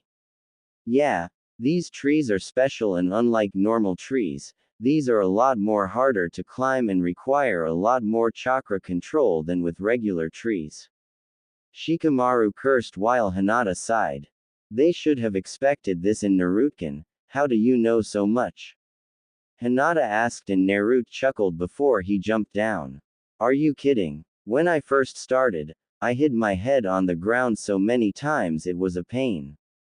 But I knew that if I wanted to master Ka's techniques at Genjutsu, then I would have to do this. Simple as that, Dad. Bio, Nar said, and before long, Makata slithered down his arm and stood upright. Naruto-sama, I'm going like always. I'll be back later, Makata said, and Nar nodded. He watched her slither off into the forest. She had always done this for the past 2 years. Where is your snake going? Naruto-kun, Hinata asked, being a little curious. Naruto chuckled and rubbed the back of his head. Oh, that well Maka is my familiar and because of that she's doing some type of training that the snakes are make her do. It's to help he become a better familiar for me. Normally the snakes would have assigned me one but both Makata and I said we were okay with her doing it so she's doing their training. There's some snake in this forest that helps her I guess. Naro said with a shrug of his shoulders. Shikamaru and Hinata nodded aimlessly with his answer as Naruto continued to watch them. A few hours later, Anko returned to see Hinata and Shikamaru on the ground panting while Naruto was grinning like mad at them both. He waved to Anko and smiled. They both managed to make it up this tree. Anko nay, you really should have seen them. They were great, Dad. Bio, Nar said, and Anko grinned. All right, that's good. Now, we're going to have a small exercise. You three are going to go into the forest and retrieve 3 kunai that have been embedded at specific points in the forest. It will give you the chance to familiarize yourself with the territory. For your safety, I placed them at easier locations to reach for all of you. So, I expect a success from all of you, Anko said, and the 3 nodded. Nar, Shikamaru, and Hinata ran off into the woods and were ready to begin. They had been resting for a while, so it was a good enough break for everyone. Nar hadn't been idle either. He had taken Kurana's scroll with him for a small lesson to teach himself, but that was for later. Currently, Naruto was ahead of Shikamaru and Hinata. He stopped on a branch and turned to Hinata. Hinata-chan, would you mind? Naruto asked, and Hinata closed her eyes with a nod. Byagen, Hinata yelled as she scanned the entire area. She found all the kunai, but like Anko said, they weren't exactly in easy places to get. All right, there's one on top of that tree. Another one in a nest full of big insects and the other is on the ground right there, Hinata said, pointing to it. Nar narrowed his eyes since he knew Anko quite well. Alright, it's not that obvious and Ankun isn't that nice to just offer us the canny. Hang on, Nar said as he summoned a cage bunchon and sent it to retrieve the canny. It did as it was told and grabbed the canny, but as Nar thought the clone was starting to sink as it passed the kunai to Naruto before the blonde dismissed it. Quicksand, that's just like Ankun, Naruto said as he gave Hinata the kunai. The Hyuga took it into her pouch as they headed for the second one. Nar looked up and grabbed Shikamaru's arm, startling the Nara. What are you doing? Shikamaru asked and Naruto's eyes gleamed. Hey, I'm using teamwork.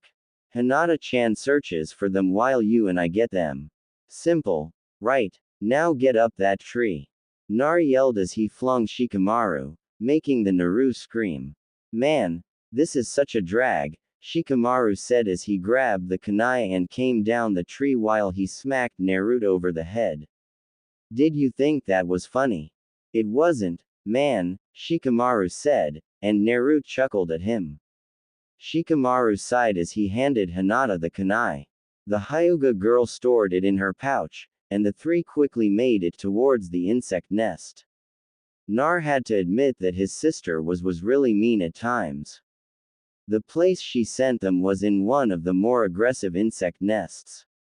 Some of them, if close enough to you, could suck away your chakra, and their sheer numbers made for a quick death to anyone who wasn't ready for them.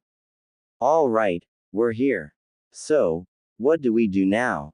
Shikamaru asked while Hinata gulped. The blonde thought it over for a second and smiled.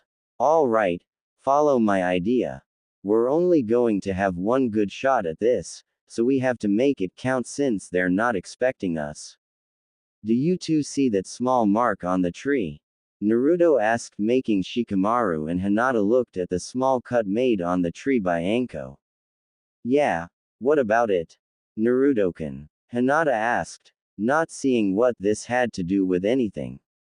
Naturally, Naruto was mad at either of them since they didn't know how dangerous this forest could be when it wanted. Ankon told me one time that these insects have a large chakra sensory.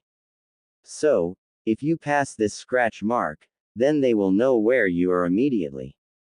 So, we only get one shot at a plan. Too bad I don't really have one at the moment, Naruto said, making Hinata and Shikamaru sigh. The Naru then took his thinking pose and closed his eyes while he brought the tips of his fingers together. Shikamaru sat in silence for a few minutes before smiling and opening his eyes. All right, I have an idea. Naruto, do you have a Kadenjutsu? Shikamaru asked, and the blonde nodded. Yeah, Genjutsu is my main thing, but I've got quite a few Enjutsu skills. You got something for me? Naruto asked, and Shikamaru rubbed the back of his head while he yawned. He immediately took out 3 kana and attached them to some wire as he told Naruto and Hinata his idea. The three stood a few feet from the insect nest and nodded as Shikamaru threw the kunai at 3 precise points on the trees around them. Go Naruto, Shikamaru said as Naruto did multiple hand signs.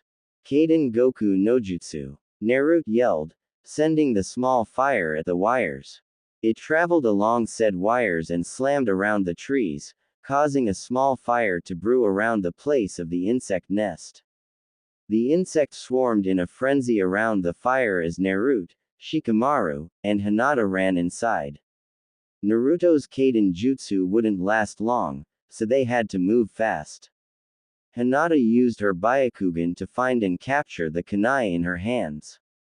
As everyone quickly ran away, not wanting to wait around for the insects to learn of their presence. The three continued running for a bit longer and sighed as Hinata held the kunai in her hands. Did we get away? Shikamaru asked and Naruto nodded. All right then, let's get this kana back to Anko immediately. Naruto told them. Shikamaru and Hinata nodded as they ran back to Anko Kumogak. He was known for a lot of things. He was called the fastest man alive throughout the entire elemental nations. And he was called the strongest of any Kumo nin. He was the Rockage of Kumo, or as some people called him, and he was currently in his council room thinking over some things. Is that Hyuga incident still hanging over us? I asked, and some of his council nodded that it was. Contrary to popular belief, even though Kumo at the time had known that Konoha had killed one of their shinobi and asked for compensation or war, they also knew that it was mainly their fault in the entire thing. Rockage-sama, Konoha knows we were the ones who tried something first, and as such, we are at odds with each other. You know as well as anyone that the Hyuga clan resents us for what we did. In fact, we should be thankful that Konoha hasn't asked for some compensation also. But you know that they think about it all the time, a councilwoman said, making the others nod aside and pinch the bridge of his nose. So if they never bring it up, what are we going to do about it? I asked, not seeing much of a big deal in anything. Rockage-sama, you know that Konoha has taken a few of our normal missions and clients. They are rumored to be the strongest of the elemental nations. After all, they do contain the largest and strongest Jinchuriki, a man said, and found this to be true. He leaned back in his chair and thought it over for a few seconds. He sighed and leaned back up before pounding his right arm on the table. So, what, you want to have some good relations to Konoha? How do we even know that they will agree to meet with us? I asked, and some of the others weren't sure. Soon, someone stood to their feet and raised their hand. I propose a political marriage, the person said, making a narrow his eyes and growl. He hated political marriages with a passion. He didn't like anyone being forced to marry someone else. There's no way I can agree to that. You all know how I feel about those. I told them all, making his voice quake throughout the room while most people gulped. Rockage-sama, please keep this in perspective of the situation. They wouldn't deal with us if we didn't do this. Rockage-sama, your predecessor, the Sandaime Raikage, was the person who wanted the Bakugan and went so far as to do this. Do you really want to start a war with Konoha, Rockage-sama? The man said and gritted his teeth. He hated having to see the perspective in it all, but he knew his council members were right. He sighed and calmed down enough to listen to everyone else. So, who would we send? In the interest, maybe it shouldn't be one of our civilians or top shinobi, said, still not liking the idea, but he didn't see much of a choice. Aside again while his council thought it over. What about our top genin? If I'm not mistaken, then she will be perfect for this, a woman said and raised an eyebrow. Mabui, bring me the list of all the genin. A said as a dark-skinned female with whitish-gray hair came out next to him. Yes, Rockage-sama, she said as she quickly left for a few minutes. So have our top genin marry their top genin. Isn't that a little out of the way? Someone else asked, bringing everyone's attention to them. How else are we going to do this? It's not like we can choose something like this. Another council person said as Mabui came back with the list and handed it to the Rockage, looked it over and narrowed his eyes. I know this girl, she's Samui. She showed amazing skill in every category of our genin test. But even so, I won't have it if Konoha isn't up to Samui's level. I said to everyone, so, what do you want? Raikage-sama, someone asked and grinned like mad. It's quite simple what we're going to do. Has Kumo ever participated in a Konoha Hachunin exam? I asked and the members nodded. Yes, but only 3 times. What are you planning? Raikage-sama, someone asked him and smirked again. He got up from his seat and walked away, leaving his council to wonder what he was planning. Mabui summoned Samui and her team immediately. Said and Mabui nodded. If this all worked out, then it would be all right, even if he didn't like political marriages at all. Back in Konoha, Nar and his teammates were dead tired. Having completed the exercise that Anko had given them, She had spent the entire day drilling into them important teamwork exercises that they would need on their missions. By the end of the day, they were all sweating and huffing. Come on, Yaki. You all can't be tired yet, right? Anko asked while everyone settled for glaring at her, making the snake mistress chuckle while she rubbed the back of her head. Are you kidding? You made us increase our stamina by running from one of your snakes. Man, why do I always have to be around you troublesome people? Shikamaru asked the rhetorical question. Naruto chuckled while he gave Hinata some water. Oh, come on now. How about tomorrow I teach you all something good? Then the day after that, we'll go on our first mission.